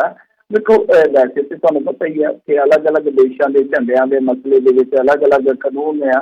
ਇੰਡੀਆ ਦੇ ਵਿੱਚ ਇਸ ਤਰ੍ਹਾਂ ਦਾ ਕਾਨੂੰਨ ਹੈਗਾ, ਇਹਨਾਂ ਦਾ ਆਪਣਾ ਜਿਹੜਾ ਉਹ ਫਲੈਗ ਕੋਡ ਐਕਟ ਮੇਰੇ ਖਿਆਲ ਦੇ ਨਾਲ 2002 ਵਾਲਾ। ਜੇ ਉਹਨੂੰ ਤੁਸੀਂ ਥੋੜ੍ਹਾ ਜਿਹਾ ਪੜ੍ਹੋਗੇ ਤਾਂ ਕਾਫੀ ਉਹਦੇ ਵਿੱਚ ਮਤਲਬ ਕਿ ਜੋ ਸਟੇਟ ਹੈ, ਮਤਲਬ ਕੋਈ ਮੰਤਰੀ ਜਾਂ ਕੋਈ ਵੱਡਾ ਕੋਈ ਅਹੁਦੇਦਾਰ ਜਿਹੜਾ ਇਹਨਾਂ ਦਾ ਚੱਲ ਵਸਦਾ ਤਾਂ ਉਹਦੇ ਤੇ ਤਿਰੰਗਾ ਪਾਉਂਦੇ ਨੇ, ਜਾਂ ਜਿੱਦਾਂ ਮਿਲਟਰੀ ਹੈ ਜਾਂ ਪੈਰਾਮਿਲਟਰੀ ਫੋਰਸਿਸ ਨੇ ਉਹਨਾਂ ਦਾ ਕੋਈ ਜਵਾਨ ਸ਼ਹਾਦਤ ਦੇ ਜਾਂਦਾ ਤਾਂ ਉਹਨਾਂ ਨੂੰ ਵੀ ਤਿਰੰਗੇ ਦੇ ਵਿੱਚ ਲਪੇਟ ਕੇ ਲਿਆਂਦਾ ਜਾਂਦਾ। ਅਦਰਵਾਈਜ਼ ਦੂਸਰਾ ਕੋਈ ਬੰਦਾ ਜਿਹੜਾ ਆ ਉਹ ਨਹੀਂ ਲਿਆ ਸਕਦਾ। ਇਹ ਹੈ, ਇਹ ਪ੍ਰੋਵੀਜ਼ਨ ਹੈ। ਪਰ ਗੱਲ ਇਹ ਆ ਕਿ ਦੇਖੋ ਮੈਂ ਤੁਹਾਨੂੰ ਇੱਕ ਘਟਨਾ ਜਨਾਬ ਨਾ, ਵੈਸੇ ਤੇ ਬਹੁਤ ਸਾਰੀਆਂ ਘਟਨਾਵਾਂ ਨੇ ਮੇਰੇ ਖਿਆਲ ਦੇ ਨਾਲ। ਸ੍ਰੀ ਦੇਵੀ ਵਾਲਾ ਮਸਲਾ ਵੀ ਹੈ ਪਰ ਉਹ ਮੈਨੂੰ ਠੀਕ ਢੰਗ ਨਾਲ ਯਾਦ ਨਹੀਂ। ਇੱਕ ਮੈਂ ਮਸਲਾ ਤੁਹਾਨੂੰ ਗਿਣਾਉਣਾ। ਇੱਕ ਕਾਂਡ ਹੋਇਆ ਸੀ ਅਖਲਾਕ ਦਾ, ਯਾਦ ਹੈ ਨਾ ਤੁਹਾਨੂੰ, ਜਦੋਂ ਅਖਲਾਕ ਨੂੰ ਮਾਰ ਦਿੱਤਾ ਗਿਆ ਸੀਗਾ ਤਾਂ ਉਹਦੇ ਵਿੱਚ ਜਿਹੜੇ ਨਾਮਜ਼ਦ ਅਕਿਊਜ਼ ਸਨ ਉਹਨਾਂ ਦੇ ਵਿੱਚੋਂ ਇੱਕ ਰਵੀਨ ਸਿਸੋਦੀਆ ਜੇਲ੍ਹ ਦੇ ਵਿੱਚ ਹੀ ਮਰ ਗਿਆ ਸੀਗਾ। ਤਾਂ ਜਦ ਉਹਦੀ ਲਾਸ਼ ਲਿਆਂਦੀ ਗਈ ਸੀਗੀ, ਉਹਦੀ ਲਾਸ਼ ਰੱਖ ਕੇ ਬਹੁਤ ਵੱਡੇ ਪੱਧਰ ਤੇ ਕਹਿ ਲਓ ਕਿ ਵਿਰੋਧ ਕੀਤਾ ਗਿਆ ਸੀ। ਇੱਕ ਤਾਂ ਉਹਨੂੰ ਸ਼ਹੀਦ ਐਲਾਨਣ ਦੀ ਮੰਗ ਕੀਤੀ ਗਈ ਸੀ, ਇੱਕ ਨੌਕਰੀ ਦੀ ਮੰਗ ਕੀਤੀ ਗਈ ਸੀ, ਮੁਆਵਜ਼ੇ ਦੀ ਮੰਗ ਕੀਤੀ ਗਈ ਸੀ, ਔਰ ਜਦੋਂ ਲਾਸ਼ ਰੱਖੀ ਗਈ ਸੀ ਉਹ ਤਿਰੰਗੇ 'ਚ ਵਲੇਟ ਕੇ ਰੱਖੀ ਗਈ ਸੀ। ਜਿਹੜਾ ਬੰਦਾ ਇੱਕ ਘੱਟ ਗਿਣਤੀਆਂ ਦੇ ਭਾਈਚਾਰੇ ਦੇ ਬੰਦੇ ਦੇ ਕਤਲ ਦੇ ਦੋਸ਼ ਹੇਠ, ਹਾਲਾਂਕਿ ਦੋਸ਼ੀ ਨਹੀਂ ਮੈਂ ਕਹਿ ਦੇਵਾਂ, ਨਾਮਜ਼ਦ ਸੀਗਾ, ਔਰ 302 ਦਾ ਜਿਹਦੇ ਤੇ ਮੁਕੱਦਮਾ ਸੀ, ਉਹਦੀ ਲਾਸ਼ ਤਿਰੰਗੇ ਦੇ ਵਿੱਚ ਵਲੇਟੀ ਗਈ, ਕਿਸੇ ਨੇ ਕੋਈ ਕਾਰਵਾਈ ਬਾਅਦ ਦੇ ਵਿੱਚ ਨਹੀਂ ਕੀਤੀ। ਤਾਂ ਜੇ ਕਿਸਾਨ ਦੀ ਦੇਹ ਤੇ ਪੈ ਗਿਆ ਸੀਗਾ ਝੰਡਾ, ਉਹਨੂੰ ਵਾਰਨਿੰਗ ਦਿੱਤੀ ਜਾ ਸਕਦੀ ਸੀ, ਕਿੱਡੀ ਕੁ ਗੱਲ ਆ। ਬਹੁਤ ਮੌਕਿਆਂ ਤੇ ਅਦਾਲਤਾਂ ਵੀ ਇੱਦਾਂ ਕਰ ਦਿੰਦੀਆਂ ਨੇ ਕਿ ਕੋਈ ਗੱਲ ਨਹੀਂ ਹੈ ਭਾਈ, ਹੁਣ ਤੁਸੀਂ ਕਰ ਲਈ। ਅਣਜਾਣੇ ਦੇ ਵਿੱਚ ਕਈ ਵਾਰ ਬੰਦਾ ਜਜ਼ਬਾਤੀ ਹੋ ਜਾਂਦਾ, ਉਹ ਆਪਣੇ ਤੌਰ ਤੇ ਭਾਵਨਾਵਾਂ ਦੇ ਵੇਗ ਵਿੱਚ ਵਹਿ ਜਾਂਦਾ, ਉਹਨੂੰ ਨਹੀਂ ਪਤਾ ਹੁੰਦਾ ਕਿ ਉਹ ਕਾਨੂੰਨ ਗਲਤ ਆ। ਉਹ ਤਾਂ ਇੱਕ ਤਰ੍ਹਾਂ ਨਾਲ ਸਨਮਾਨ ਕਰ ਰਿਹਾ ਕਿ ਹਾਂ ਸਾਡਾ ਬੰਦਾ ਜਿਹੜਾ ਉਹ ਇਸ ਦੇਸ਼ ਤੇ ਲਿਖੇ ਲੱਗਿਆ। ਪਰ ਕੇਸ ਰਜਿਸਟਰ ਕਰਦੇ ਨੇ ਤੇ ਖੇਜ ਹੈ ਨਾ, ਇੱਕ ਤਰ੍ਹਾਂ ਨਾਲ ਕਹਿ ਲਓ ਕਿ ਨਫ਼ਰਤ ਨਿਕਲ ਰਹੀ ਹੈ ਕਿ ਬਸ ਨਹੀਂ, ਜਿੱਥੇ ਵੀ ਇਹ ਫਸਦੇ ਆ ਇਹਨਾਂ ਨੂੰ ਬਸ ਫਸਾ ਦਿਓ। ਪਰ ਮੇਰੇ ਖਿਆਲ ਦੇ ਨਾਲ ਕਿਸਾਨਾਂ ਨੂੰ ਵੀ ਸੋਚਣਾ ਚਾਹੀਦਾ ਕਿ ਜੇ ਨਹੀਂ ਤਾਂ ਠੀਕ ਆ, ਤੁਹਾਡੇ ਕੋਲ ਕਿਸਾਨੀ ਦਾ ਝੰਡਾ ਹੈਗਾ, ਪਾ ਦਿਓ। ਇੱਥੇ ਜਿਹੜੇ ਖਾਲਿਸਤਾਨੀ ਵਿਚਾਰਧਾਰਾ ਵਾਲੇ ਚੱਲ ਵਸਦੇ ਆ, ਉਹਨਾਂ ਤੇ ਖਾਲਿਸਤਾਨੀ ਪਾ ਦਿੱਤਾ ਜਾਂਦਾ। ਜਿਹੜੇ ਇੱਥੇ ਕਾਮਰੇਡ ਚੱਲ ਵਸਦੇ ਆ, ਉਹਨਾਂ ਤੇ ਕਮਿਊਨਿਸਟ ਦਾ ਝੰਡਾ ਜਿਹੜਾ ਉਹ ਪਾਇਆ ਜਾਂਦਾ। ਤਾਂ ਇੱਥੇ ਫਿਰ ਤੁਹਾਡੇ ਜਿਹੜੇ ਕਿਸਾਨ ਆ, ਸਾਡਾ ਝੰਡਾ ਰੱਖੋ ਤੁਸੀਂ, ਕਿਸਾਨ ਜਥੇਬੰਦੀਆਂ ਦਾ ਝੰਡਾ ਜਿੰਦਾਬਾਦ ਆ, ਠੀਕ ਹੈ। ਜਦੋਂ ਇਹ ਤੁਹਾਡੇ ਤੋਂ ਝੰਡਾ ਲਵਾਉਣ ਆਉਣ, ਕਿਆ ਫੜੋ ਸਾਡਾ ਝੰਡਾ ਪਾਰਟੀ ਦਾ, ਇਹ ਲਾ ਦਿਓ ਕੋਠੇ ਦੀ ਛੱਤ ਤੇ ਵਗਾ ਕੇ ਇਹਨਾਂ ਦੇ ਮੂੰਹ ਤੇ ਮਾਰੋ ਤੇ ਲੈ ਜਾਓ ਭਾਈ, ਲੈ ਜਾਓ ਤੁਸੀਂ ਆਪਣਾ ਝੰਡਾ, ਅਸੀਂ ਕੀ ਕਰਨਾ। ਸੋ ਐਸਾ ਵਤੀਰਾ ਜਿਹੜਾ ਮੇਰੇ ਖਿਆਲ ਦੇ ਨਾਲ ਠੀਕ ਨਹੀਂ ਹੈ ਨਾ। ਸਖਤ ਵਤੀਰਾ ਕਿ ਇੱਕ ਤੇ ਟ੍ਰੈਜਡੀ ਹੋਈ ਔਰ ਭੇਤ ਭਰੀ ਹਾਲਤ ਦੇ ਵਿੱਚ ਜਦੋਂ ਤੁਹਾਡੇ ਘਰ ਦਾ ਜੀ ਚਲੇ ਜਾਂਦਾ, ਕੁਛ ਹੋਰ ਦਾ ਨਹੀਂ ਹੈ। ਉੱਤੋਂ ਇਸ ਤਰ੍ਹਾਂ ਦੀ ਕਾਰਵਾਈ ਮੇਰੇ ਖਿਆਲ ਦੇ ਨਾਲ ਠੀਕ ਨਹੀਂ ਹੈ। ਕਾਨੂੰਨ ਜੋ ਮਰਜ਼ੀ ਕਵੇ, ਕਾਨੂੰਨ ਕੁਛ ਵੀ ਕਵੇ, ਕਾਨੂੰਨ ਜਿਹੜਾ ਉਹ ਤੁਹਾਨੂੰ ਪਤਾ ਕਿ ਉਹਦੇ ਸ਼ਬਦ ਜਿਹੜੇ ਬਹੁਤ ਸਖਤ ਹੋ ਸਕਦੇ, ਪਰ ਕਈ ਵਾਰ ਪਰਿਸਥਿਤੀਆਂ, ਕਈ ਵਾਰ ਵੇਗ, ਕਈ ਵਾਰ ਭਾਵਨਾਵਾਂ ਜਿਹੜੀਆਂ, ਉਹਨਾਂ ਦਾ ਵੀ ਕਦਰ ਕੀਤਾ ਜਾਣਾ ਚਾਹੀਦਾ। ਜੀ ਜੀ ਅਤੇ ਸੋਤੇ ਤੁਹਾਡੀਆਂ ਕਾਲਸ ਵੀ ਲਵਾਂਗੇ। ਕਾਲ ਕਰਨ ਦੇ ਲਈ ਨੰਬਰ ਜਿਹੜਾ ਉਹ ਰਹੇਗਾ 408 272 5200 4082725200 ਦੇ ਉੱਤੇ। ਇੱਕ ਖਬਰ ਤੋਂ ਉਸ ਤੋਂ ਬਾਅਦ ਬ੍ਰੇਕ ਤੋਂ ਬਾਅਦ ਤੁਹਾਡੀਆਂ ਕਾਲਸ ਲੈਣੀਆਂ ਸ਼ੁਰੂ ਕਰਾਂਗੇ। ਮਿੰਟੂ ਜੀ ਅਗਲੀ ਗੱਲ ਕਰੀਏ, ਕਹਿੰਦੇ ਪੰਜਾਬ ਦੇ ਬੁੱਧੀਜੀਵੀ ਫੜ ਦੇਣਗੇ ਸ਼ਹੀਦ ਕਿਸਾਨਾਂ ਦੇ ਪਰਿਵਾਰਾਂ ਦੀ ਬਾਂਹ। ਅੱਛੀ ਗੱਲ ਹੈ ਜੀ, ਅੱਛੀ ਗੱਲ ਹੈ। ਜਿਹੜਾ ਵੀ ਕੋਈ ਅੱਗੇ ਆਉਂਦਾ, ਖਾਸ ਤੌਰ ਤੇ ਜੇ ਤੁਹਾਡੀ ਇੰਟਲੈਕਚੁਅਲ ਕਲਾਸ ਅੱਗੇ ਆਉਂਦੀ ਹੈ ਤੇ ਮਾਣ ਵਾਲੀ ਗੱਲ ਹੈ, ਮਾਣ ਕਰਨਾ ਚਾਹੀਦਾ ਪੰਜਾਬੀਆਂ ਨੂੰ।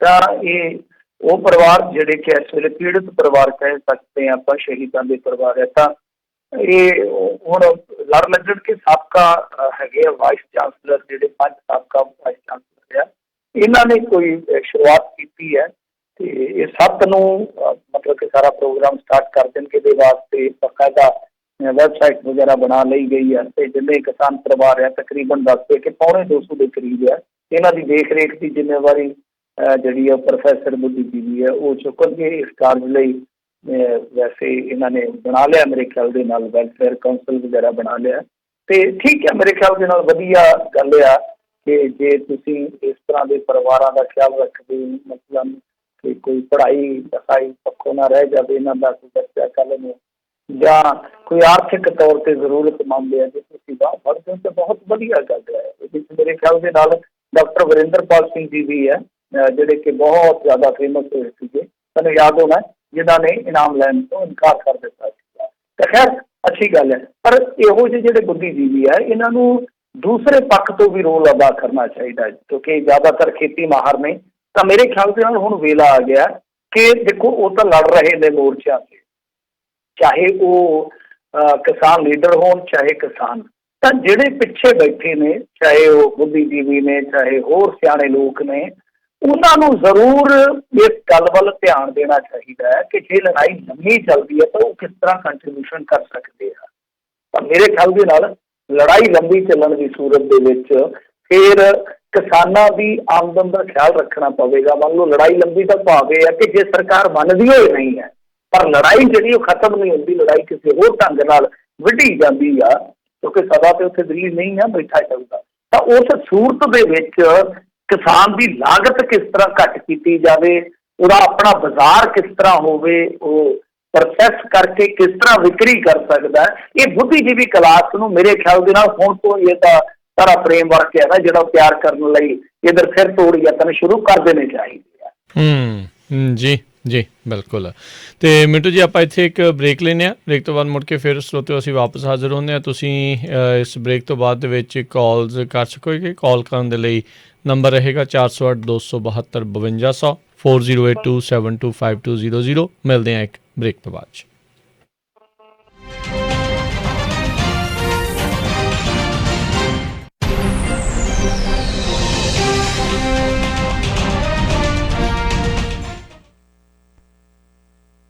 रखना इनकम टैक्स ते इमीग्रेशन एक भरोसेमंद नाम। तुसीं इन्हां को corporation business personal income tax real estate घर बेचना या खरीदना होवे, लाइफ इंश्योरेंस, सीनियर सिटीजन वास्ते मेडिकेयर, इमीग्रेशन जिवें family petition filing, citizenship, green card, work permit, R1 visa, I360, adjustment of status, passport renew करवाना होवे, इंडिया इंग्लैंड कैनेडा दे लई वीजा लगवाना होवे, IRS दा कोई भी मसला होवे, ये सारे कामां दे विच तुहाडी मदद करदे हन। ट्रकिंग ਦੀਆਂ ਨਵੀਆਂ ਕੰਪਨੀਆਂ ਅਤੇ ਕਾਰਪੋਰੇਸ਼ਨ ਬਣਾਉਣ ਦੇ ਵਿੱਚ ਤੁਹਾਡੀ ਮਦਦ ਕਰਦੇ ਹਨ। ਕੈਲੀਫੋਰਨੀਆ ਵਿੱਚ ਬਣੇ ਨਵੇਂ ਕਾਨੂੰਨ ਦੇ ਕਾਰਨ ਆਪਣੀ ਕਮਿਊਨਿਟੀ ਦੀ ਮਦਦ ਕਰਨ ਦੇ ਲਈ ਇਹ ਅਕਾਊਂਟਿੰਗ ਅਤੇ ਪੇਰੋਲ ਦੀਆਂ ਸੇਵਾਵਾਂ ਵੀ ਦਿੰਦੇ ਹਨ। ਓਬਾਮਾ ਕੇਅਰ ਹੈਲਥ ਇੰਸ਼ੋਰੈਂਸ ਵੀ ਤੁਸੀਂ ਇਹਨਾਂ ਤੋਂ ਕਰਵਾ ਸਕਦੇ ਹੋ। ਇਸ ਸਾਲ ਇੰਸ਼ੋਰੈਂਸ ਨਾ ਕਰਾਉਣ ਤੇ ਸਟੇਟ ਆਫ ਕੈਲੀਫੋਰਨੀਆ ਦੇ ਦੁਆਰਾ $695 ਦਾ ਜੁਰਮਾਨਾ ਕੀਤਾ ਜਾਵੇਗਾ। Rakhra tax and immigration 3073 West Ashland avenue Fresno. Call 5592439200। ਇਹਨਾਂ ਦੀ ਵੈਬਸਾਈਟ rakhratexservice.com ਤੇ ਜਾ ਕੇ ਅਪਾਇੰਟਮੈਂਟ ਬਣਾ ਸਕਦੇ ਹੋ। BRE license number 1759633, insurance license number 0G81976।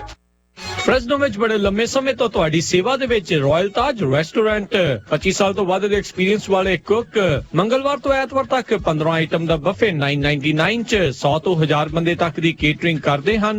ਹਰ ਤਰ੍ਹਾਂ ਦੇ ਵੈਜ ਨੌਨ ਵੈਜ ਰਾਇਲ ਖਾਣੇ ਦੇ ਲਈ ਯਾਦ ਰੱਖੋ royal Taj restaurant Fresno 6735 north first street Fresno. ਹੋਰ ਜਾਣਕਾਰੀ ਲਈ call Sodhi 5597619641 559 761 9641।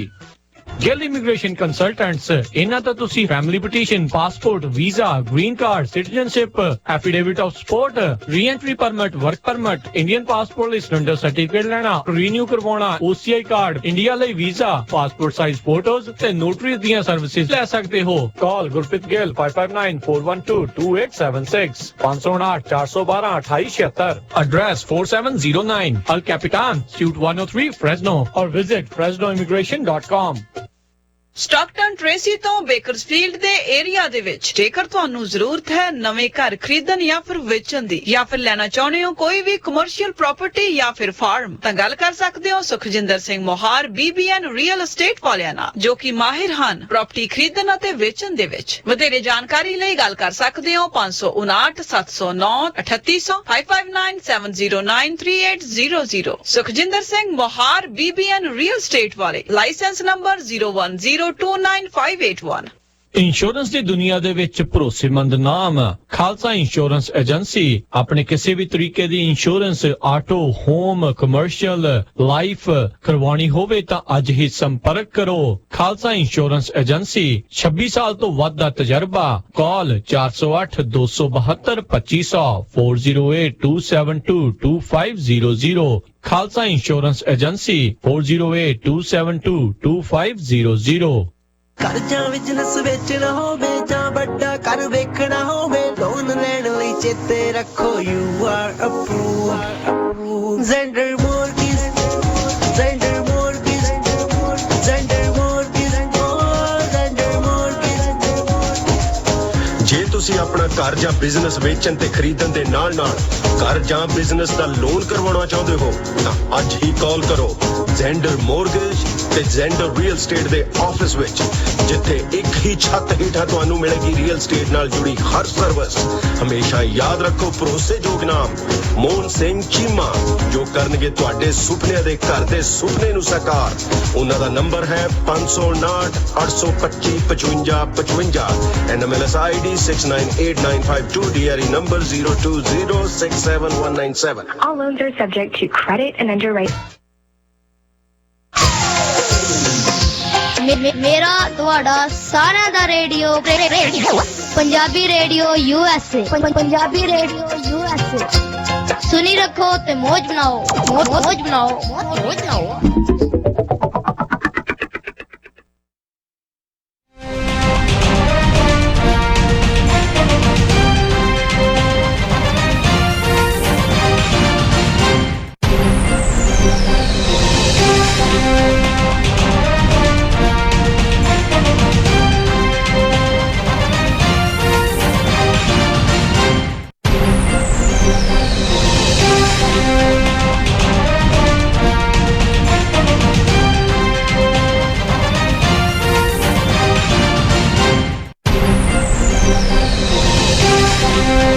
Punjabi radio USA ਸੁਣ ਰਹੇ ਸਾਰੇ ਸਰੋਤਿਆਂ ਨੂੰ ਇੱਕ ਵਾਰੀ ਫੇਰ ਬ੍ਰੇਕ ਤੋਂ ਬਾਅਦ ਦੇ ਵਿੱਚ ਸਵਾਗਤ ਹੈ। ਪ੍ਰੋਗਰਾਮ ਚੱਲ ਰਿਹਾ ਜੀ ਆਪਣਾ ਇਸ ਟਾਈਮ ਖਬਰ ਤੇ ਨਜ਼ਰ। ਮਿੰਟੂ ਜੀ ਆਇਆਂ ਨੂੰ ਸਵਾਗਤ ਹੈ ਇੱਕ ਵਾਰੀ ਫੇਰ ਜੀ। ਸਤਿ ਸ਼੍ਰੀ ਅਕਾਲ ਜੀ, ਸ਼ੁਕਰੀਆ ਜੀ।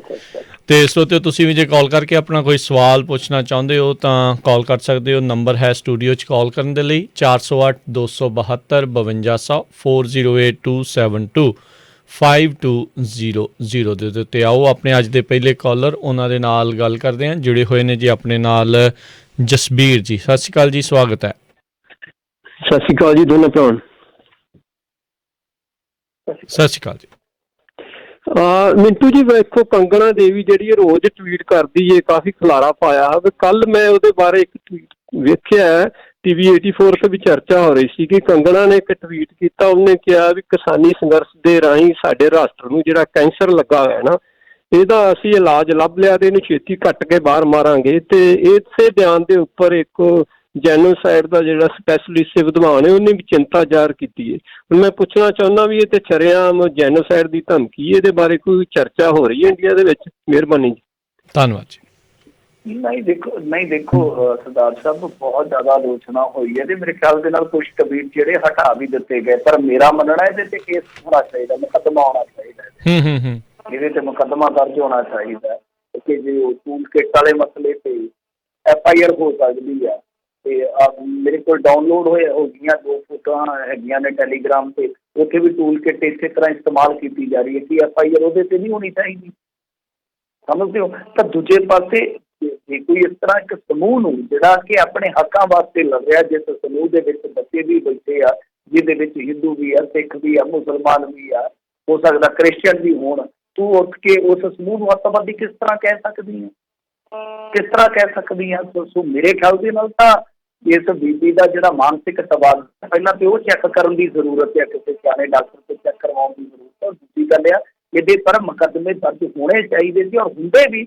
ਪਰ ਜੇ ਭਾਜਪਾ ਜਨਤਾ ਪਾਰਟੀ ਨੂੰ, ਮੈਂ ਸ਼ਬਦ ਨਹੀਂ ਇਸਤੇਮਾਲ ਕਰਨਾ ਚਾਹੁੰਦਾ ਕਿਉਂਕਿ ਮੇਰੀ ਆਦਤ ਨਹੀਂ, ਮੇਰੀ ਫਿਤਰਤ ਨਹੀਂ, ਮੈਂ ਹਰੇਕ ਨੂੰ ਉਸਦੇ ਨਜ਼ਰ ਦੇ ਵਿੱਚ ਹੀ ਦੇਖਦਾ, ਉਸਦੇ ਨੁਕਤੇ ਨਿਗਾਹ ਤੋਂ ਦੇਖਦਾ। ਜੋ ਮੇਰਾ ਨਜ਼ਰੀਆ ਉਹੀ ਰਹਿੰਦਾ ਜੋ ਸਾਡੇ ਸਿਆਣਿਆਂ ਨੇ ਦੱਸਿਆ ਬੇਗਾਨੀਆਂ ਧੀਆਂ ਭੈਣਾਂ ਬਾਰੇ। ਤਾਂ ਮੇਰੇ ਕਹਿਣ ਦਾ ਮਤਲਬ ਇਹੋ ਆ ਕਿ ਕੰਗਣਾ ਰਣੌਤ ਜੇ ਭਾਰਤੀ ਜਨਤਾ ਪਾਰਟੀ ਦੀ ਇੰਨੀ ਜ਼ਿਆਦਾ ਵਫਾਦਾਰ ਨਾ ਹੁੰਦੀ ਤਾਂ ਇਹਦੇ ਤੇ ਮੁਕੱਦਮਾ ਲੱਗ ਜਾਣਾ ਸੀਗਾ। ਔਰ ਟਵਿੱਟਰ ਵੀ ਤੁਸੀਂ ਦੇਖੋ, ਇੱਕ ਪਾਸੇ ਕਿੱਦਾਂ ਕਹਿੰਦਾ ਹੈ ਕਿ ਸਾਡੀ ਫਲਾਹ ਮਾੜਾ ਜਿਹਾ ਐਜੂਕੇਸ਼ਨ ਕਰਦਾ ਤੇ ਕਹਿੰਦੇ ਵੀ ਸਾਡੀ ਪਾਲਿਸੀ ਤੋਂ ਇਹ ਉਲਟ ਜਾ ਰਹੇ ਆ ਜੋ ਇਹਨਾਂ ਦੇ ਹੁੰਦੇ ਆ, ਤੁਹਾਨੂੰ ਪਤਾ ਹੀ ਨਹੀਂ ਆ। ਤਾਂ ਦੂਸਰੇ ਪਾਸੇ ਕੋਈ ਇਸ ਤਰ੍ਹਾਂ ਵਾਹੀਆਤੀ ਬੋਲੀ ਜਾ ਰਿਹਾ, ਵਾਹੀਆਤ ਲਗਾਤਾਰ ਇਸ ਤਰ੍ਹਾਂ ਦੀਆਂ ਪੋਸਟਾਂ ਪਾਈ ਜਾ ਰਿਹਾ, ਟਵੀਟ ਕਰੀ ਜਾ ਰਿਹਾ ਤੇ ਉਹਨੂੰ ਖੁੱਲ੍ਹ ਦਿੱਤੀ ਜਾ ਰਹੀ ਹੈ। ਉਹਨਾਂ ਵਾਸਤੇ ਵੀ ਬਹੁਤ ਗਲਤ ਗੱਲ ਹੈ। ਜੀ ਜੀ ਬਿਲਕੁਲ। ਮੈਂ ਫਿਰ ਦੁਬਾਰਾ ਉਸ ਪਾਸੇ ਵੱਲ ਨੂੰ ਵੀ ਮਿੰਟੂ ਜੀ ਧਿਆਨ ਦਿਵਾਉਣਾ ਚਾਹੁੰਦੇ ਹਾਂ। ਜਦੋਂ ਟਰੰਪ ਹੋਣਾ ਨੇ ਗੱਲਾਂ ਆਖੀਆਂ ਤਾਂ ਟਵਿੱਟਰ ਨੇ ਕਿਹਾ ਵੀ ਭਾਈ ਤੁਸੀਂ ਜਿਹੜਾ ਆ ਜੀ ਹਿੰਸਾ ਤੁਹਾਡੇ ਕਰਕੇ ਜਿਹੜੀ ਹੋ ਸਕਦੀ ਆ ਤੇ ਇਸ ਲਈ ਉਹਨਾਂ ਨੇ ਖਾਤਾ ਸਸਪੈਂਡ ਕਰਤਾ। ਇਹਦਾ ਸਿਰਫ ਟਵੀਟ ਲਾਇਆ ਆ, ਇਹਦੇ ਖਾਤੇ ਨੂੰ ਵੀ ਜਿਹੜਾ ਉਹਨਾਂ ਨੇ ਕੁਛ ਨਹੀਂ ਕੀਤਾ। ਜਿੱਦਾਂ ਤੁਸੀਂ ਕੱਲ੍ਹ ਵੀ ਜ਼ਿਕਰ ਕਰਦੇ ਸੀ ਵੀ ਕਿਤੇ ਸਰਕਾਰ ਦੇ ਹੱਥ ਟੋਕੇ ਬਣ ਕੇ ਹੀ ਜਿਹੜੇ ਐਡੀਆਂ ਵੱਡੀਆਂ ਸੋਸ਼ਲ ਮੀਡੀਆ ਆ ਉਹ ਆਪਣੇ ਬਾਜ਼ਾਰ ਨੂੰ ਬਚਾਉਣ ਦੇ ਲਈ ਉਹਨਾਂ ਦੇ ਹੱਥ ਟੋਕੇ ਜਿਹੜੇ ਉਹ ਬਣਦੇ ਜਾ ਰਹੇ ਹੈਗੇ ਆ। ਅਗਲੇ ਇਹ ਤੇ ਫਿਰ ਬਹੁਤ ਖਤਰਨਾਕ ਕੰਮ ਹੋਏਗਾ। ਆਉਣ ਵਾਲੇ ਸਮੇਂ 'ਚ ਸਰਕਾਰਾਂ ਕੰਟਰੋਲ ਕਰਕੇ ਜਿਹਦੀ ਮਰਜ਼ੀ ਬੋਲਣ ਦੀ ਆਜ਼ਾਦੀ ਖੋਹ ਲੈਣਗੀਆਂ ਤੇ ਜਿਹਨੂੰ ਮਰਜ਼ੀ ਆਜ਼ਾਦੀ ਦੇ ਦੇਣਗੀਆਂ ਕਿ ਤੂੰ ਜੋ ਮਰਜ਼ੀ। ਆਪਾਂ ਦੇਖਣ ਹੀ ਰਹੇ ਆ ਉੱਥੇ ਭਾਰਤ ਦੇ ਗੁਆਂਢੀ ਮੁਲਕ ਚੀਨ ਦੇ ਵਿੱਚ ਇਹੀ ਕੁਛ ਤਾਂ ਹੁੰਦਾ। ਉੱਥੇ ਕਿਹੜਾ ਕੋਈ ਵੱਖਰਾ ਜਿਹੜਾ ਕੋਈ ਹੋਰ ਹੈਗਾ। ਸੋ ਰਾਈਟ ਨਾਓ ਤਾਂ ਜਿਹੜੀ ਭਾਰਤ ਦੀ ਹੁਣ ਸਰਕਾਰ ਕਹਿ ਲਓ ਜਾਂ ਹਕੂਮਤ ਕਹਿ ਲਓ ਜਾਂ ਰਜੀਮ ਕਹਿ ਲਓ, ਹੁਣ ਉਸੇ ਹੀ ਕਦਮਾਂ ਦੇ ਉੱਤੇ ਤੁਰੀ ਹੋਈ ਜਾਪਦੀ ਆ। ਅਗਲੇ ਜਿਹੜੇ ਕਾਲਰ ਨੇ ਆਪਣੇ ਨਾਲ ਜੁੜੇ, ਅਮਨਦੀਪ ਜੀ। ਸਤਿ ਸ਼੍ਰੀ ਅਕਾਲ ਜੀ। ਸਤਿ ਸ਼੍ਰੀ ਅਕਾਲ ਬਾਈ ਦੋਨੋਂ ਵੀਰਾਂ ਨੂੰ। ਸਤਿ ਸ਼੍ਰੀ ਅਕਾਲ ਜੀ। ਮੇਰਾ ਨਾਮ ਅਮਨਦੀਪ ਆ ਬਾਈ। ਮਿੰਟੂ ਇੱਥੋਂ ਅਮਰੀਕਾ ਤੋਂ, ਪਿੱਛੋਂ ਅਸੀਂ ਫਰੀਦਕੋਟ ਤੋਂ ਆ। ਬਾਈ ਸਵਾਲ ਆ ਮੇਰਾ ਯਾਰ ਵੀ ਪਿਛਲੇ ਦਿਨਾਂ ਦੇ ਵਿੱਚ ਜਿਹੜਾ ਵੀ ਘਟਨਾਕ੍ਰਮ ਹੋਇਆ ਹੈ ਨਾ, ਲੱਗਦਾ ਨਹੀਂ ਤੁਹਾਨੂੰ ਵੀ ਇਹਦੇ ਵਿੱਚ ਬਲਦੀ ਦੇ ਤੇਲ ਜਿਵੇਂ ਪਾਉਂਦੇ ਆ ਆਪਣੇ ਪੱਤਰਕਾਰ, ਪੰਜਾਬੀ ਪੱਤਰਕਾਰ ਭਾਈਚਾਰੇ ਨੇ ਵੀ ਕੁਛ ਨੇ ਪਾਇਆ। ਜਿਵੇਂ ਹੁਣ ਮੈਂ ਕੱਲ ਪਰਸੋਂ ਦਾ ਵੇਖੀ ਜਾਂਦਾ ਸੀ, ਰਵੀ ਸਿੰਘ ਖਾਲਸਾ ਤੇ ਵੀ ਕੁਛ ਕੁ ਬੰਦੇ ਨਾ ਵੀ ਲਾਈਕ ਕੁਐਸਚਨ ਮਾਰਕ ਕ੍ਰੀਏਟ ਕਰ ਰਹੇ ਵੀ ਤੁਸੀਂ ਉਹਦੀ ਗੱਲ ਕਿਉਂ ਕਰਦੇ ਹੋ, ਉਹਦੀ ਦੀਪ ਦੀ ਕਿਉਂ ਗੱਲ ਕਰਦੇ ਆ, ਲੱਖੇ ਦੀ ਕਿਉਂ ਕਰਦੇ ਆ। ਵੀ ਉਹ ਤਾਂ ਯਾਰ ਸਾਂਝਾ ਬੰਦਾ, ਮੈਨੂੰ ਨਹੀਂ ਲੱਗਦਾ ਉਹਦੇ ਤੇ ਵੀ ਉਹ ਕੋਈ ਇਹੋ ਜਿਹੀ ਗੱਲ ਹੋਊ। ਲੱਗ ਰਿਹਾ ਵੀ ਜਿਵੇਂ ਆਲ ਆਫ ਸਡਨ 26 ਤੋਂ ਪਹਿਲਾਂ ਜਿਵੇਂ ਡਿਵੀਜ਼ਨ ਕ੍ਰੀਏਟ ਕਰਨ ਵਾਸਤੇ ਇੱਧਰੋਂ ਵੀ ਸਾਡਾ ਇੱਕ ਹੈਗਾ ਪੱਤਰਕਾਰ ਨਾਂ ਦਾ ਕੀ ਲੈਣਾ, ਉਧਰੋਂ 2-3 ਬੰਦੇ ਉਧਰੋਂ ਪੰਜਾਬ ਚੋਂ ਵੀ ਆਲ ਆਫ ਸਡਨ ਉਹਨਾਂ ਨੇ ਇੱਕਦਮ ਹੀ ਮਤਲਬ ਜਿਵੇਂ ਇਹਨੂੰ ਆਪਾਂ ਕਾਮਰੇਡ ਵਰਸਸ ਸਿੱਖ ਬਣਾਉਣ ਦੀ ਕੋਸ਼ਿਸ਼ ਕੀਤੀ, ਉਹ ਕਰਨਾ ਸ਼ੁਰੂ ਕਰਦਾ। ਤੁਹਾਨੂੰ ਨਹੀਂ ਲੱਗਦਾ ਵੀ ਇਹ ਅਟੈਕ ਆਲ ਆਫ ਸਡਨ ਆਪਣੇ ਭਾਈਚਾਰੇ ਦਾ ਵੀ ਹੱਥ ਹੈਗਾ, ਪੱਤਰਕਾਰ ਭਾਈਚਾਰੇ ਦਾ? ਧੰਨਵਾਦ। ਦੇਖੋ, ਪੱਤਰਕਾਰ ਦਾ ਨਹੀਂ ਹੈ ਕੰਮ। ਕੋਈ ਰਵੀ ਸਿੰਘ ਜੀ ਕੀ ਕਰ ਰਹੇ ਨੇ, ਕੋਈ ਤੁਹਾਡੇ ਚੋਂ ਕੋਈ ਕੀ ਕਰ ਰਹੇ ਨੇ, ਪਰ ਜੇ ਤੁਸੀਂ ਬਾਈ ਪ੍ਰੋਫੈਸ਼ਨ ਪੱਤਰਕਾਰ ਹੋ ਤਾਂ ਮੇਰੇ ਖਿਆਲ ਦੇ ਨਾਲ ਤੁਹਾਡਾ ਹੱਕ ਨਹੀਂ ਮਿਲਦਾ। ਠੀਕ ਹੈ, ਕਈ ਵਾਰ ਹੁਣ ਜਿੱਦਾਂ ਸਾਡੇ ਪੰਜਾਬ ਦੇ ਕਿਸਾਨ ਐਜੂਕੇਸ਼ਨ ਦੀ ਗੱਲ ਹੈ, ਇਹਦੇ 'ਚ ਬਹੁਤ ਗਿਣਤੀ ਪੱਤਰਕਾਰ ਵੀ ਇੱਕ ਤਰ੍ਹਾਂ ਨਾਲ ਕਹਿ ਲਓ ਕਿ ਇਸ ਐਜੂਕੇਸ਼ਨ ਦੇ ਨਾਲ ਚਾਹੇ ਸਿੱਧੇ ਰੂਪ 'ਚ ਨੇ ਚਾਹੇ ਅਸਿੱਧੇ ਰੂਪ 'ਚ ਨੇ। ਪਰ ਇਹ ਥੋੜ੍ਹੀ ਹੈ ਕਿ ਤੁਸੀਂ ਕਿਸੇ ਬੰਦੇ ਦਾ, ਮੰਨ ਲਓ ਕੋਈ ਬੰਦਾ ਅਸਹਿਮਤੀ ਰੱਖਦਾ ਉਹਦਾ ਤੁਸੀਂ ਕਰੈਕਟਰ ਅਸੈਸੀਨੇਸ਼ਨ ਕਰੋਗੇ, ਤੁਸੀਂ ਉਹਦਾ ਐਸਾ ਨਹੀਂ ਹੁੰਦਾ, ਕਿਉਂਕਿ ਉਹ ਪੱਤਰਕਾਰਤਾ ਦੇ ਸਿਧਾਂਤ ਤੇ ਉਹੀ ਰਹਿੰਦੇ। ਇੱਧਰ ਵੀ ਤੁਹਾਡੇ ਦੇ ਵਿੱਚ ਖੁੱਲ੍ਹ ਕੇ ਕੁਛ ਮੀਡੀਆ ਅਦਾਰੇ, ਕੁਛ ਪੱਤਰਕਾਰ ਵਿਚਾਰਧਾਰਾ ਨੂੰ ਜਾਂ ਸਿਆਸੀ ਤਨਜ਼ੀਮਾਂ ਨੂੰ ਸਪੋਰਟ ਕਰਦੇ ਆ, ਲਿਖਦੇ ਉਹਨਾਂ ਦੇ ਹੱਕ ਦੇ ਵਿੱਚ। ਇਹਦਾ ਮਤਲਬ ਇਹ ਥੋੜ੍ਹੀ ਹੈ ਕਿ ਤੁਸੀਂ ਲੀਓਂ ਲੱਗ ਜਾਓ ਜਾਂ ਵਿੱਚੋਂ ਇਸ ਤਰ੍ਹਾਂ ਦੀ ਕੋਸ਼ਿਸ਼ ਕਰਨ ਲੱਗ ਜਾਓ। ਮੇਰੇ ਖਿਆਲ ਦੇ ਨਾਲ ਇਹ ਚੀਜ਼ ਠੀਕ ਨਹੀਂ ਹੈ। ਬਿਲਕੁਲ ਤੁਸੀਂ ਸਹੀ ਨੁਕਤਾ ਫੜਿਆ। ਪਤਾ ਨਹੀਂ ਉਹ ਜਾਣੇ 'ਚ ਹੋ ਰਿਹਾ ਜਾਂ ਅਣਜਾਣੇ 'ਚ ਹੋ ਰਿਹਾ, ਪਰ ਉਹ ਬਣ ਉਹੀ ਰਿਹਾ ਜੋ ਸਰਕਾਰ ਬਣਾਉਣਾ ਚਾਹੁੰਦੀ ਹੈ। ਕਿਤੇ ਨਾ ਕਿਤੇ ਇਹ ਜਿਹੜਾ ਪਾਟਕ ਪਿਆ ਵਾ ਉਹ ਸਰਕਾਰ ਹੀ ਪਾਉਣਾ ਚਾਹੁੰਦੀ ਸੀ। ਤੁਸੀਂ ਦੇਖੋ, ਪਹਿਲਾਂ ਦਲਿਤ ਵਰਸਸ ਜੱਟ ਬਣਾਉਣ ਦੀ ਕੋਸ਼ਿਸ਼ ਕੀਤੀ ਇਹਨਾਂ ਨੇ, ਉਹ ਯਾਤਰਾਵਾਂ ਕੱਢਣ ਦਾ ਯਤਨ ਕੀਤਾ ਸੀ। ਮੈਂ ਤੁਹਾਨੂੰ ਬੈਕ ਤੇ ਲੈ ਜਾਣਾ, ਥੋੜਾ ਪਿੱਛੇ ਲੈ ਜਾਣਾ। ਫਿਰ ਉਸ ਤੋਂ ਬਾਅਦ ਇਹਨਾਂ ਨੇ ਹਿੰਦੂ ਸਿੱਖ ਬਣਾਉਣ ਦਾ ਮਸਲਾ ਸ਼ੁਰੂ ਕੀਤਾ ਸੀਗਾ, ਵਿੱਚ ਖਾਲਿਸਤਾਨ ਲਾ ਲਓ ਵੀ ਐਲੀਮੈਂਟ ਆ ਗਿਆ। ਤਾਂ ਉਹਦੇ 'ਚ ਕੀ ਆ ਕਿ ਕਾਰੋਬਾਰੀਆਂ ਦਾ ਇੱਕ ਮੁੱਦਾ ਉਛਾਲਿਆ ਗਿਆ ਕਿ ਕਾਰੋਬਾਰੀਆਂ ਦਾ ਨੁਕਸਾਨ ਤਾਂ ਜਦੋਂ ਰੇਲਵੇ ਟਰੈਕ ਮੰਨੇ ਗਏ, ਤਾਂ ਉਸ ਟਾਈਮ ਸਾਡੇ ਹਿੰਦੂ ਭਾਈਚਾਰੇ ਨੇ ਬਹੁਤ ਠਰਮੇ ਨਾਲ, ਬਹੁਤ ਸਹਿਜਤਾ ਦੇ ਨਾਲ ਇਸ ਐਜੀਟੇਸ਼ਨ ਦੀ ਖਾਸੀਅਤ ਪਛਾਣ ਕੇ, ਜ਼ਰੂਰਤ ਪਛਾਣ ਕੇ ਉਹ ਵੀ ਦਿਖਾ ਦਿੱਤਾ। ਤਾਂ ਅਖੀਰ ਤੇ ਕੀ ਰਹਿ ਗਿਆ ਸੀਗਾ, ਕਮਿਊਨਿਸਟ ਵਰਸਸ ਸਿੱਖ ਬਣਾ ਦਿਓ। ਤਾਂ ਪ੍ਰਧਾਨ ਮੰਤਰੀ ਗੁਰੂ ਘਰ ਜਾਂਦੇ ਨੇ, ਉਸ ਤੋਂ ਬਾਅਦ ਕਾਮਰੇਡਾਂ ਤੇ ਨਿਸ਼ਾਨਾ ਲੱਗਦਾ ਅਗਲੇ ਦਿਨ। ਉਸ ਤੋਂ ਬਾਅਦ ਅਚਾਨਕ ਇੱਕ ਕਹਿ ਲਓ ਕਿ ਹਾਰੇ ਹੋਏ ਦੋ ਨੇਤਾਵਾਂ ਦੀ ਜੋੜੀ ਪੰਜਾਬ 'ਚ ਉਹ ਪ੍ਰਗਟ ਹੋ ਜਾਂਦੀ ਹੈ। ਲਗਾਤਾਰ ਇੰਟਰਵਿਊ ਉਹ ਦਿੰਦੇ ਕਾਮਰੇਡਾਂ ਦੇ ਖਿਲਾਫ, ਔਰ ਉਸ ਤੋਂ ਬਾਅਦ ਇਹ ਸਾਰੀ ਕਹਾਣੀ ਜਿਹੜੀ ਹੈ ਉਹ ਪੈ ਜਾਂਦੀ ਹੈ। ਤਾਂ ਮੇਰੇ ਖਿਆਲ ਦੇ ਨਾਲ ਸਮੇਟਣ ਦੀ ਜ਼ਰੂਰਤ ਹੈ। ਇਹ ਦੋਨੇ ਆਈਡੀਓਲੋਜੀ ਜਿਹੜੀਆਂ ਨੇ ਬਹੁਤ ਵੱਡੀਆਂ ਨੇ। ਗੁਰਮਤ ਆਈਡੀਓਲੋਜੀ ਤਾਂ ਬਹੁਤ ਹੀ ਵੱਡੀ ਹੈ, ਤੇ ਮੈਨੂੰ ਨਹੀਂ ਲੱਗਦਾ ਕਿ ਨੇੜਲੇ ਭਵਿੱਖ ਦੇ ਵਿੱਚ ਕਦੇ ਇੱਕ ਵੀ ਹੋ ਜਾਣਗੀਆਂ, ਤੇ ਨੇੜਲੇ ਭਵਿੱਖ ਦੇ ਵਿੱਚ ਇਹ ਕਦੇ ਖਤਮ ਵੀ ਹੋ ਜਾਣਗੀਆਂ। ਮੈਨੂੰ ਨਹੀਂ ਜਾਪਦਾ।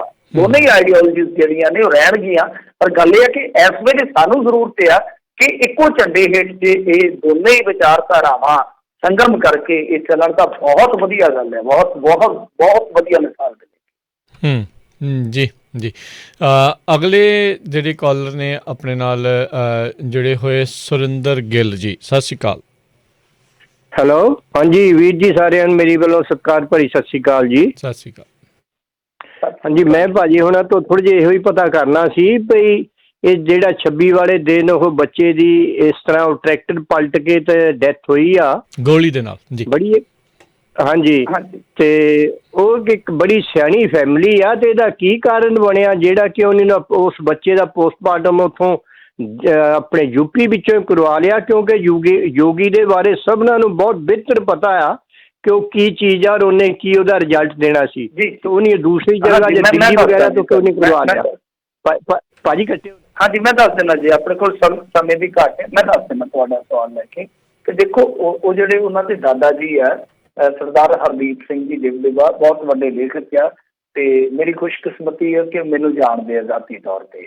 ਤੇ ਮੇਰੀ ਉਹਨਾਂ ਦੇ ਨਾਲ ਚਲੋ ਮੈਂ ਐਕਸਪੋਜ਼ ਕਰਨ ਵਾਸਤੇ ਜਦੋਂ ਉਹਨਾਂ ਨੂੰ ਕਾਲ ਕੀਤੀ, ਕੁਛ ਇਨਫੋਰਮੇਸ਼ਨ ਵਾਸਤੇ ਵੀ ਕਾਲ ਕੀਤੀ। ਤੁਹਾਨੂੰ ਪਤਾ ਪੱਤਰਕਾਰ ਦੀ ਕੁਛ ਵਿਗਿਆਤਾ ਵੀ ਹੁੰਦੀ ਹੈ ਨਾਲ, ਤੇ ਚਲੋ ਮੈਂ ਉਹਨਾਂ ਨੂੰ ਜਦੋਂ ਮੈਂ ਕਾਲ ਕੀਤੀ ਤੇ ਅਫਸੋਸ ਤੋਂ ਬਾਅਦ ਮੇਰਾ ਪਹਿਲਾ ਸਵਾਲ ਇਹੋ ਸੀ ਜਿਹੜਾ ਤੁਹਾਨੂੰ ਕੀਤਾ। ਮੈਂ ਇਹੋ ਗੱਲ ਹੀ ਪੁੱਛੀ ਕਿ ਸਰਦਾਰ ਸਾਹਿਬ ਤੁਸੀਂ ਤੇ ਬਹੁਤ ਸਿਆਣੇ ਬੰਦੇ ਸੀਗੇ, ਤੇ ਦਿੱਲੀ ਦੇ ਵਿੱਚ ਹਸਪਤਾਲਾਂ ਦਾ ਜਿਹੜਾ ਪ੍ਰਬੰਧ ਹੈ ਉਹ ਕੇਜਰੀਵਾਲ ਸਰਕਾਰ ਦੇ ਮੁਤਹਿਦ ਹੈ, ਤੇ ਤੁਸੀਂ ਉੱਥੋਂ ਕਿਉਂ ਨਹੀਂ ਕਰਵਾਇਆ? ਉਹ ਕਹਿੰਦੇ ਕਿ ਮੈਂ ਇਸ ਹੱਕ ਦੇ ਵਿੱਚ ਸਾਂ ਕਿਉਂਕਿ ਸਰਦਾਰ ਹਰਦੀਪ ਸਿੰਘ ਜੀ ਇੱਥੇ ਹੀ ਸੀਗੇ। ਇਹਨਾਂ ਦੇ ਇੱਕੋ ਫੈਮਿਲੀ ਦੇ 5 ਜੀ ਵੱਖੋ ਵੱਖ ਬਾਰਡਰਾਂ ਤੇ ਬੈਠੇ ਸੀ, ਤੇ ਫੈਮਿਲੀ ਮੈਂ ਅੱਗੇ ਵੀ ਤੁਹਾਨੂੰ ਦੱਸਿਆ ਸੀਗਾ ਕਿ ਜਿਹੜੇ ਇਸ ਮੁੰਡੇ ਦੇ ਪੜਦਾਦਾ ਜੀ ਸੀ, ਜਿਹੜਾ ਮੁੰਡਾ ਸ਼ਹੀਦ ਹੋਇਆ, ਇਹਨਾਂ ਦੇ ਜਿਹੜੇ ਪੜਦਾਦਾ ਜੀ ਸੀਗੇ ਲਛਮਣ ਸਿੰਘ ਜੀ ਧਾਰੋਵਾਲ, ਉਹਨਾਂ ਦੇ ਫੁੱਫੜ ਸੀਗੇ। ਉਸ ਸਮੇਂ ਜਿਹੜਾ ਸਾਕਾ ਨਨਕਾਣਾ ਹੋਇਆ, ਉਸ ਸਮੇਂ ਦੀ ਜਿਹੜੀ ਮੂਵਮੈਂਟ ਕਹਿ ਲਓ ਜਾਂ ਉਸ ਵੇਲੇ ਕਹਿ ਲਓ ਇੱਕ ਬਹੁਤ ਵੱਡਾ ਸਾਕਾ ਹੋਇਆ, ਤਾਂ ਉਹਦੇ ਵਿੱਚ ਵੀ ਇਹਨਾਂ ਦਾ ਰੋਲ ਸੀਗਾ। ਮਤਲਬ ਕਿ ਜੋ ਉਸ ਵੇਲੇ ਘਟਨਾਵਾਂ ਵਾਪਰ ਰਹੀਆਂ ਸਨ ਜਾਂ ਜੋ ਸੰਗਤ ਉਸ ਵੇਲੇ ਇੱਕ ਲੜਾਈ ਲੜ ਰਹੀ ਸੀਗੀ, ਤਾਂ ਕਹਿਣ ਦਾ ਮਤਲਬ ਇਹ ਆ ਕਿ ਉਹ ਕਹਿੰਦੇ ਕਿ ਮੇਰਾ ਇਹੀ ਮੰਨਣਾ ਸੀਗਾ ਕਿ ਇੱਥੋਂ ਹੀ ਕਰਾਈਏ। ਪਰ ਜਿਹੜੇ ਸਾਥੀ ਸੀ ਉਹਦੇ ਮੁੰਡੇ ਦੇ, ਤਾਂ ਉਹ ਮੁੰਡੇ ਕਹਿੰਦੇ ਕਿ ਸਾਡੀ ਉੱਥੇ DM ਨਾਲ ਗੱਲ ਹੋ ਗਈ ਆ, ਮਤਲਬ ਕਿ ਜਿਹੜਾ DC ਹੁੰਦਾ ਆਪਣੇ, ਕਹਿਣ ਦਾ ਮਤਲਬ, ਤਾਂ ਉਹਨਾਂ ਨੇ ਕਿਹਾ ਕਿ ਉੱਥੇ ਉਹ ਕਹਿੰਦੇ ਕਿ ਅਸੀਂ ਡਾਕਟਰਾਂ ਦਾ ਇੱਕ ਪੈਨਲ ਬਣਾ ਦਿਆਂਗੇ। ਮਤਲਬ ਕਿ ਇੱਕ ਡਾਕਟਰ ਨਹੀਂ, 2 ਡਾਕਟਰ ਨਹੀਂ, ਆਪਾਂ ਇੱਕ ਪੈਨਲ ਬਣਾ ਦਿਆਂਗੇ, ਉਹਦੇ ਤੋਂ ਕਰਵਾ ਦਿੰਦੇ ਹਾਂ, ਤੇ ਫਿਰ ਆਪਾਂ ਨੂੰ ਕੀ ਦਿੱਕਤ ਹੈ, ਆਪਾਂ ਘਰ ਦੇ ਨੇੜੇ ਚੱਲ ਜਾਂਦੇ। ਉਹ ਕਹਿੰਦੇ ਕਿ ਫਿਰ ਮੇਰੇ ਬੱਚਿਆਂ ਦੇ ਸਾਹਮਣੇ ਕਹਿ ਲਓ ਕਿ ਜਿੱਦ ਕਰਨ ਵਾਲੀ ਜਿਹੜੀ ਹੈ ਨਾ, ਉਹ ਹਾਂ ਹੀ ਨਹੀਂ ਪਈ ਕਿ ਮੈਂ ਮਤਲਬ ਕਿ ਕਵਾਂ ਕਿ ਨਹੀਂ। ਤਾਂ ਬੱਚੇ ਦੇ ਸਾਥੀ ਸਨ, ਸਾਡੇ ਆਪਣੇ ਬੱਚੇ ਸਨ, ਤਾਂ ਮੈਂ ਕਹਿਣਾ ਮੰਨਦਾ। ਸੋ ਉਹਨਾਂ ਦੀ ਇਸ ਮਾਮਲੇ ਦੇ ਉੱਤੇ ਕਹਿ ਲਓ ਕਿ ਪ੍ਰਤੀਕਿਰਿਆ ਹੈ ਜੀ। ਧੰਨਵਾਦ ਜੀ। ਅਗਲੇ ਜਿਹੜੇ ਕਾਲਰ ਨੇ ਸਤਨਾਮ ਸਿੰਘ ਜੀ, ਸਤਿ ਸ਼੍ਰੀ ਅਕਾਲ ਜੀ। ਹਾਂਜੀ, ਦੋਨਾਂ ਵੀਰਾਂ ਨੂੰ ਪਿਆਰ ਭਰੀ ਸਤਿ ਸ਼੍ਰੀ ਅਕਾਲ ਜੀ। ਸਤਿ ਸ਼੍ਰੀ ਅਕਾਲ ਜੀ। ਹਾਂਜੀ ਮਿੰਟੂ ਜੀ, ਮੇਰਾ ਸਵਾਲ ਇੱਕ, ਜਿਸ ਤਰ੍ਹਾਂ ਸੰਘਰਸ਼ ਬਹੁਤ ਵਧੀਆ ਚੱਲ ਰਿਹਾ, ਸਾਰੇ ਜਿੰਨਾ ਵੀ ਕਿਸੇ ਦਾ ਯੋਗਦਾਨ ਬਣਦਾ ਪਾਉਂਦੇ ਸਾਰੇ, ਤੇ ਮੇਰਾ ਖਿਆਲ ਵਿੱਚ ਸਟੇਜ ਤੇ ਚੜ੍ਹ ਕੇ ਕਿਸੇ ਇੱਕ ਵਰਗ ਨੂੰ ਨਹੀਂ ਟਾਰਗੇਟ ਨਹੀਂ ਕਰਨਾ ਚਾਹੀਦਾ। ਇੱਕ ਰਾਤੀ ਮੈਂ ਸੁਣ ਰਿਹਾ ਸੀ ਬੀਬੀ ਸਟੇਜ ਤੇ ਚੜ੍ਹੀ ਹੈ, ਕਿਉਂਕਿ ਜਾਂ ਤਾਂ ਉਹਨੂੰ ਪਤਾ ਨਹੀਂ ਵੀ ਕਿਸਾਨ ਇਕੱਲੇ ਜੱਟ ਨਹੀਂ, ਹੋਰ ਵੀ ਹੋ ਸਕਦਾ, ਜਿੰਨੇ ਵੀ ਖੇਤਾਂ 'ਚ ਕੰਮ ਕਰ ਸਾਰੇ ਕਿਸਾਨ ਹੀ ਨਾਲ ਉਹ ਜੁੜੇ ਆ। ਤੇ ਉਹਨੇ ਰਾਤੀ ਉਹ ਗੱਲ ਇਹ ਕੀਤੀ ਆ ਵੀ ਜਿੰਨੇ ਸਾਰੇ SC ਆ ਜੀ ਘਰਾਂ 'ਚ ਬੈਠੇ ਆ, ਵੀ ਉਹਨਾਂ ਨੂੰ ਉੱਠ ਕੇ ਆਉਣਾ ਚਾਹੀਦਾ, ਸਾਡੇ ਨਾਲ ਰਲਣਾ ਚਾਹੀਦਾ, ਕੱਲ੍ਹ ਨੂੰ ਉਹਨਾਂ ਭੀੜ ਬਣੀ ਅਸੀਂ ਵੀ ਉਹਨਾਂ ਨਾਲ ਖੜਾਂਗੇ। ਮੇਰਾ ਖਿਆਲ ਇੱਦਾਂ ਦੀਆਂ ਗੱਲਾਂ ਸਟੇਜਾਂ 'ਤੇ ਕਰਨੀਆਂ ਨਹੀਂ ਚਾਹੀਦੀਆਂ। ਇਹ ਤਾਂ ਫਿਰ ਉਹੀ ਸਰਕਾਰ ਵਾਲੀ ਗੱਲ ਹੋ ਗਈ, ਪਾੜ ਪਾਉਣ ਵਾਲੀ ਗੱਲ ਆ। ਤੇ ਇਹਦਾ ਇੱਕ ਮਤਲਬ ਦੱਸੋ, ਇਹਦੇ ਬਾਰੇ ਦੱਸੋ। ਇੱਕ ਦੂਜਾ, ਇੱਕ ਆਪਣੇ ਦਲਿਤ ਭਾਈਚਾਰੇ ਨਾਲ ਇੱਕ ਬੀਬੀ ਰਿਪੋਰਟਰ ਸੀ, ਉਹ ਕਈਆਂ ਦਿਨਾਂ ਤੋਂ ਉਹਨੂੰ ਮਤਲਬ ਉੱਥੋਂ ਚੱਕਿਆ ਗਿਆ, ਉਹਦੇ ਬਾਰੇ ਕਿਸੇ ਨੇ ਵੀ ਬਾਹਲੀ ਗੱਲ ਨਹੀਂ ਕੀਤੀ, ਤੇ ਉਹਦੀ ਅਪਡੇਟ ਦੱਸਿਓ ਮਾੜਾ ਜੀ, ਵੀ ਜੀ ਸੁਣ ਲੈਂਦੇ ਹੋ। ਹਾਂਜੀ, ਨਵਦੀਪ ਕੌਰ ਹੈ ਜੀ, ਉਹ ਸਾਡੀ ਭੈਣ, ਤੇ ਹਾਲੇ ਮੇਰੇ ਖਿਆਲ ਦੇ ਨਾਲ ਅੰਦਰ ਹੀ ਆ, ਉਹਨੂੰ ਛੱਡਿਆ ਨਹੀਂ ਗਿਆ। ਤੇ ਬੱਚੀ ਆ, ਸਾਡੀ ਸਾਰਿਆਂ ਦੀ ਬੱਚੀ ਆ, ਆਪਣੇ ਸਾਰਿਆਂ ਦੀ ਬੱਚੀ ਆ, ਕਹਿ ਲਓ ਕਿ ਬੜੀ ਨੌਜਵਾਨ ਤੇ ਉਤਸ਼ਾਹੀ ਕੁੜੀ ਆ। ਉਹਦੀ ਰਿਹਾਈ ਵਾਸਤੇ ਯਤਨ ਹੋ ਰਹੇ ਨੇ। ਪਹਿਲਾਂ ਤੇ 8-10 ਦਿਨ ਪਤਾ ਹੀ ਨਹੀਂ ਨਾ ਲੱਗਿਆ, ਪਹਿਲਾਂ ਤੇ ਪਤਾ ਹੀ ਨਹੀਂ ਲੱਗਿਆ। ਸੋ ਹੁਣ ਕੋਸ਼ਿਸ਼ਾਂ ਕੀਤੀਆਂ ਜਾ ਰਹੀਆਂ ਨੇ। ਮੇਰੇ ਖਿਆਲ ਦੇ ਨਾਲ ਇਹ ਬੱਚੀਆਂ ਜਿਹੜੀਆਂ ਦਲਿਤ ਫੈਮਿਲੀ ਤੋਂ ਆਉਣ ਵਾਲੀਆਂ, ਵੈਸੇ ਮੈਨੂੰ ਤੇ ਸ਼ਬਦ ਬੜੇ ਟੁੰਬਦੇ ਆ, ਮੈਂ ਤੁਹਾਨੂੰ ਮੈਂ ਕਹਾਂ ਮੈਨੂੰ ਦੁੱਖ ਹੁੰਦਾ, ਕਿਉਂਕਿ ਅਸੀਂ ਜਦੋਂ ਸਿੱਖ ਕਹਿੰਦੇ ਹਾਂ, ਅਸੀਂ ਆਪਣੇ ਆਪ ਨੂੰ ਜਦੋਂ ਪੰਜਾਬੀ ਕਹਾਉਂਦੇ, ਜਦੋਂ ਸਾਡੇ 'ਚ ਇਸ ਤਰ੍ਹਾਂ ਦਾ ਇੱਕ ਡਿਵੀਜ਼ਨ ਦੇਖਿਆ ਜਾਂਦਾ, ਇਸ ਤਰ੍ਹਾਂ ਦਾ ਇੱਕ ਜਾਤੀ ਵੰਡ ਦੇਖਿਆ ਜਾਂਦਾ, ਤਾਂ ਮੈਨੂੰ ਬੜਾ ਦੁੱਖ ਹੁੰਦਾ ਹੈ ਕਿ ਬਾਬੇ ਨਾਨਕ ਨੇ ਤੇ ਸਾਨੂੰ ਸਿੱਖ ਹੀ ਜਦੋਂ ਬਣਾ ਦਿੱਤਾ, ਤੇ ਅਸੀਂ ਰਾਹ ਕਾਹਤੋਂ ਰੱਖਿਆ ਹੋਇਆ ਸਾਰਾ ਕੁਛ।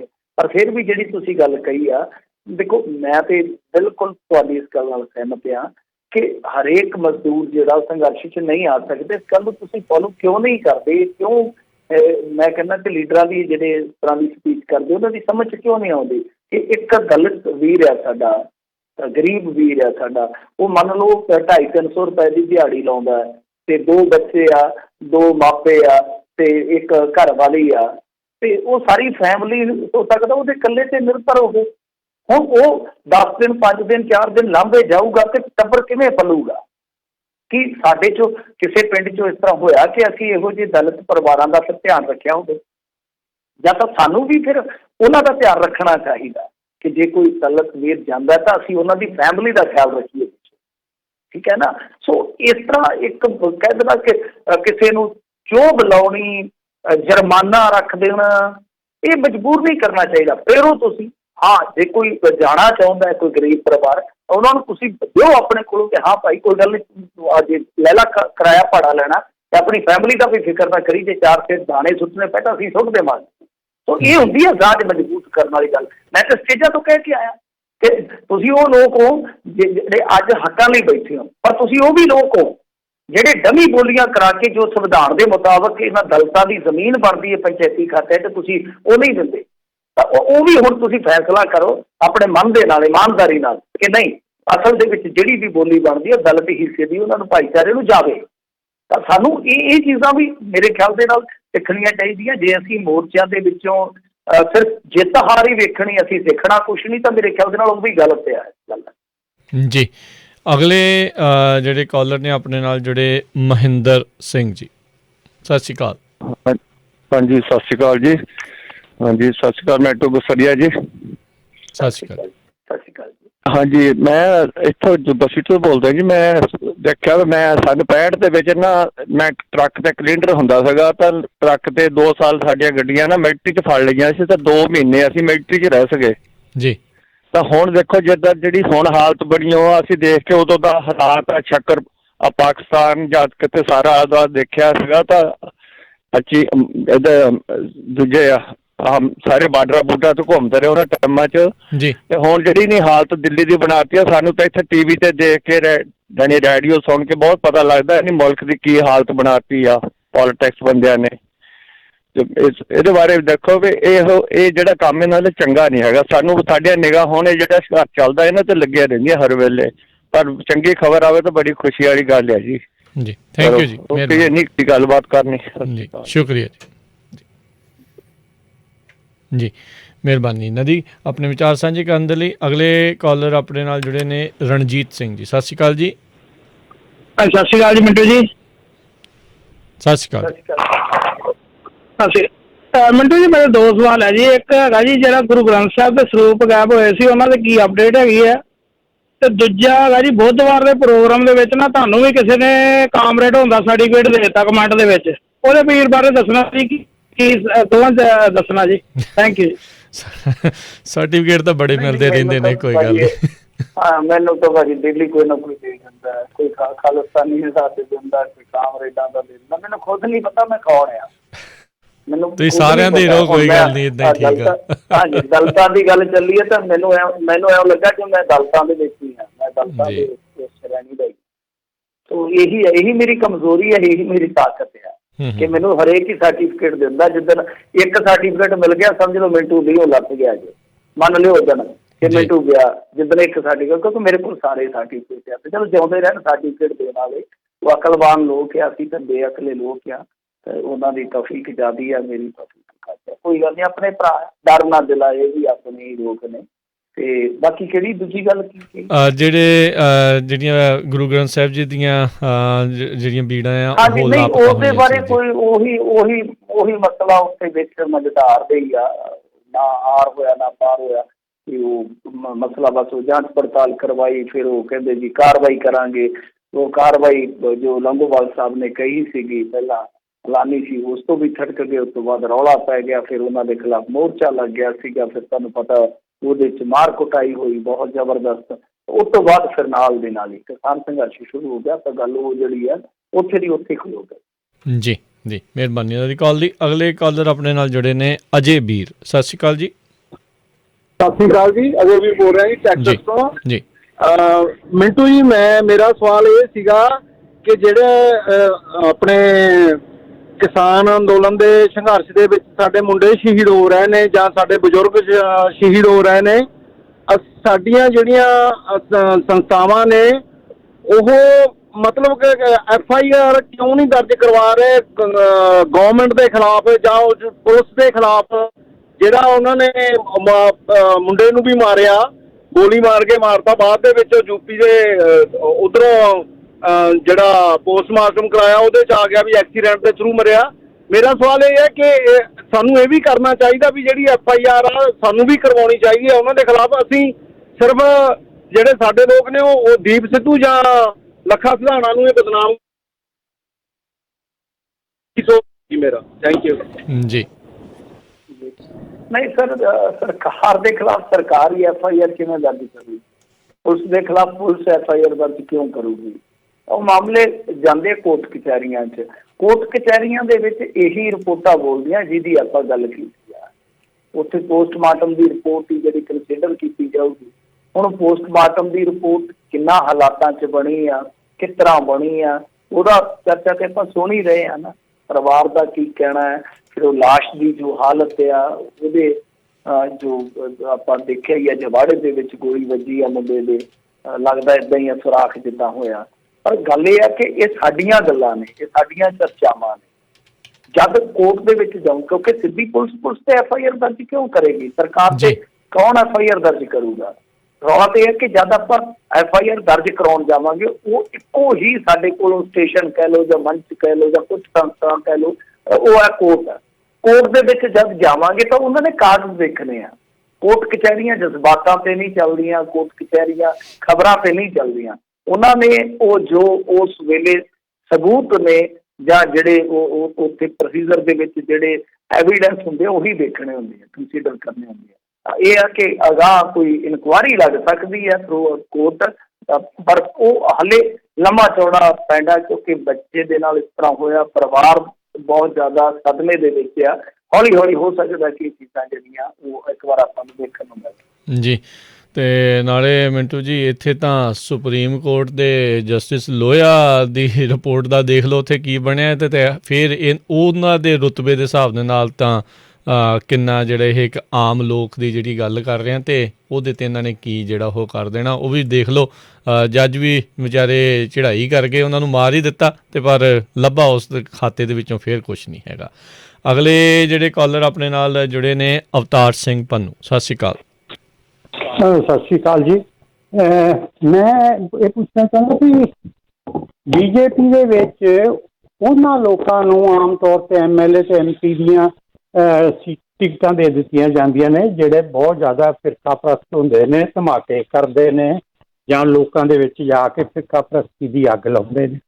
ਸੋ ਮੈਨੂੰ ਲੱਗਦਾ ਕਿ ਇਸ ਤਰ੍ਹਾਂ ਨਹੀਂ ਕਿ ਕੰਗਣਾ ਵੀ ਚਾਹੁੰਦੀ ਹੋਵੇ ਵੀ ਇਹੋ ਜਿਹੇ ਬਿਆਨ ਦੇ ਕੇ ਮੈਨੂੰ ਵੀ ਕੋਈ MP ਦੀ ਜਾਂ MLA ਦੀ ਟਿਕਟ ਮਿਲ ਜੇ ਅਤੇ ਮੈਂ ਵੀ ਲੀਡਰ ਬਣ ਜਾ। ਹੁਣ ਫਿਲਮਾਂ 'ਚ ਤਾਂ ਕੰਮ ਖਤਮ ਹੋ ਗਿਆ ਅਤੇ ਇੱਧਰ ਹੀ ਆਪਣਾ ਕੈਰੀਅਰ ਬਣਾ ਲਾਂ। ਉਹ ਤਾਂ ਪੱਕੀ ਗੱਲ ਹੈ ਜੀ। ਜੀ ਹਾਂਜੀ ਹਾਂਜੀ, ਨਹੀਂ ਉਹ ਤੇ ਹੈ ਹੀ ਆ, ਉਹ ਤੇ ਹੈ ਹੀ ਆ। ਇਹਨਾਂ ਨੇ ਬਥੇਰੇ ਐਕਟਰਾਂ ਨੂੰ ਟਿਕਟਾਂ ਦਿੱਤੀਆਂ ਨੇ। ਹਿਮਾ ਮਾਲਿਨੀ ਦੀ ਕਿਹੜੀ ਕਾਬਲੀਅਤ ਹੈ ਦੇਖੋ, ਉਹ ਵੀ ਮੈਂਬਰ ਪਾਰਲੀਮੈਂਟ ਹੈ ਨਹੀਂ ਹੈ। ਧਰਮਿੰਦਰ ਨੂੰ ਵੀ ਦਿੱਤੀ ਹੋਈ ਸੀਗੀ, ਸਨੀ ਦਿਓਲ ਕੋਲ ਵੀ ਟਿਕਟ ਆ, ਮਨੋਜ ਤਿਵਾੜੀ ਵੀ ਤਾਂ ਐਕਟਰ ਹੀ ਸੀਗਾ, ਰਵੀ ਕਿਸ਼ਨ ਉਹ ਵੀ ਤੇ ਐਕਟਰ ਹੀ ਸੀਗਾ, ਅਨੁਪਮ ਖੇਰ ਜੀ ਜਿਨ੍ਹਾਂ ਦੀ ਸੁਪਤਨੀ MP ਉਹ ਵੀ ਤੇ ਐਕਟਰ ਹੀ ਨੇ, ਕਿਰਨ ਖੇਰ ਉਹ ਵੀ ਤੇ ਐਕਟਰਸ ਨੇ। ਤੇ ਇਸ ਤੋਂ ਇਲਾਵਾ ਜੇ ਤੁਸੀਂ ਦੇਖੋਗੇ ਹੋਰ ਕਿੰਨੇ ਐਕਟਰ ਨੇ ਜਿਹੜੇ ਦੂਸਰੀਆਂ ਪਾਰਟੀਆਂ ਤੋਂ, ਤਾਂ ਕੰਗਣਾ ਰਣੌਤ ਦੀ ਵੀ ਆਕਾਂਖਿਆ ਹੋ ਸਕਦੀ ਆ, ਉਹਦੀ ਵੀ ਐਂਬੀਸ਼ਨ ਇੱਦਾਂ ਦੀ ਹੋ ਸਕਦੀ ਹੈ ਕਿ ਕੱਲ੍ਹ ਨੂੰ ਮੈਂ ਵੀ ਪੋਲੀਟਿਕਸ ਕਰਾਂ। ਅੱਧੀ ਕੁ ਪੋਲੀਟਿਕਸ ਤੇ ਕਰੀ ਜਾਂਦੀ, ਸਿੱਖਦੀ ਆ। ਹੁਣ ਜਿਹੜੇ ਟਵੀਟ ਕਰਦੀ ਹੈ ਜਿੱਦਾਂ ਦੇ, ਤੇ ਬਿਲਕੁਲ ਤੁਹਾਡੀ ਗੱਲ ਸਹੀ ਆ। ਪ੍ਰਾਇਮਰੀ ਵਾਲੀ ਉਹਨੇ ਪ੍ਰੀਖਿਆ ਤੇ ਪਾਸ ਕਰ ਲਈ ਆ, ਮਿਡਲ ਆਈ ਰਹਿ ਗਈ ਆ, ਬਸ ਕਰ ਲੂਗੀ ਵਜੀਫਾ ਮਿਲਣਾ ਉਹਨੂੰ।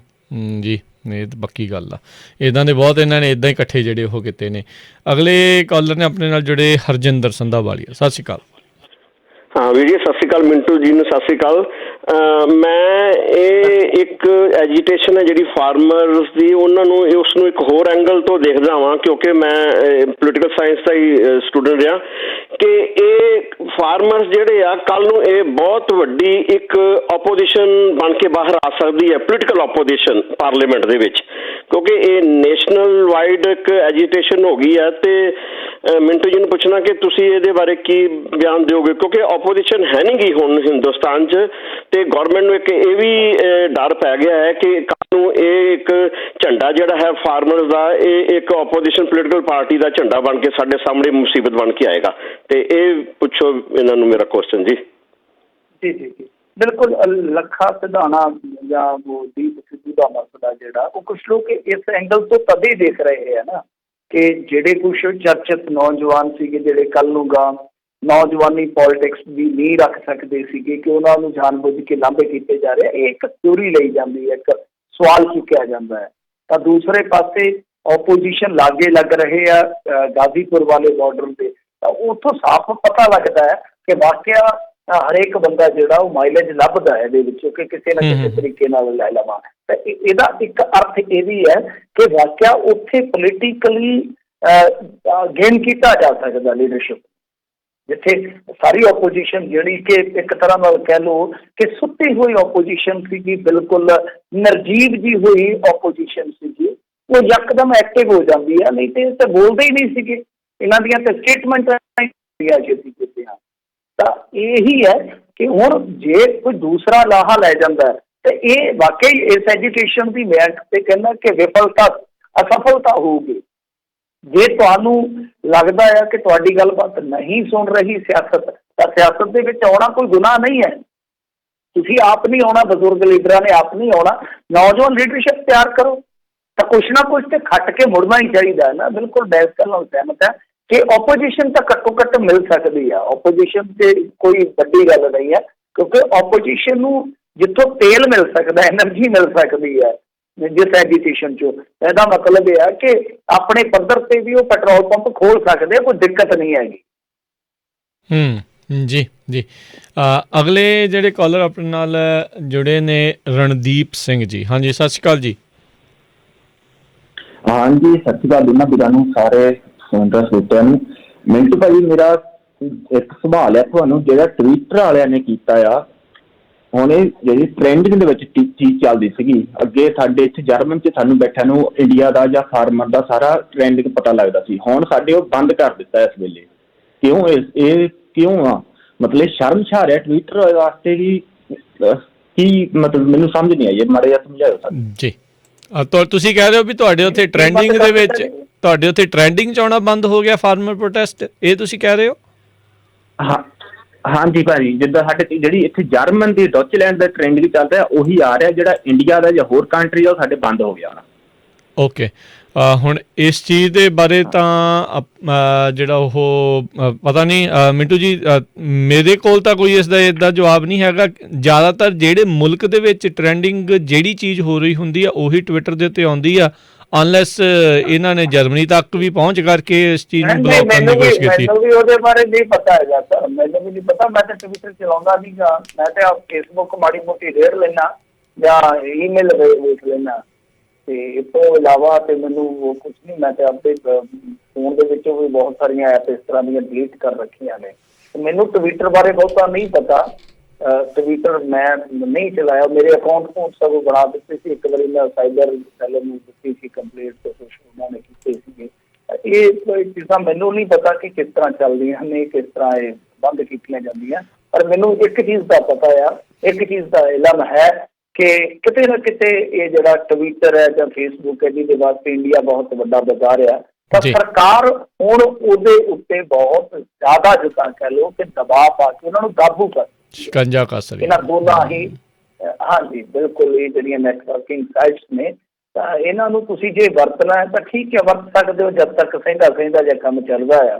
ਜਦੋਂ ਸਰਕਾਰ ਨਹੀਂ ਚਾਹੁੰਦੀ ਤੇ ਉਦੋਂ ਬਹੁਤ ਕੁਛ ਉਹ ਆਪਣੇ ਪੱਧਰ ਤੇ ਕਰ ਸਕਦੇ ਆ। ਇੱਥੇ ਤੁਸੀਂ ਹੋਏ ਨਹੀਂ, ਛੋੜ ਕੇ ਦੇਖ ਲਓ 3-4 ਸਾਲ ਦੀ ਜਿਹੜੀ ਸਾਰੀ ਹਿਸਟਰੀ, ਬਹੁਤ ਵੱਡੇ ਇੰਟਲੈਕਚੁਅਲ ਜਿਹੜੇ ਆਉਂਦੇ ਆ ਸੀ ਭਾਈਚਾਰੇ ਤੋਂ ਆਉਂਦੇ ਆ, ਉਹਨਾਂ ਨੂੰ ਨੀਲਾ ਜਾਂ ਠੀਫਾ ਮਿਲਣ ਦੇ ਮਾਮਲੇ 'ਚ ਵੀ ਉਹ ਕਹਿੰਦੇ ਕਿ ਡਿਸਕ੍ਰਿਮੀਨੇਸ਼ਨ ਹੋਇਆ।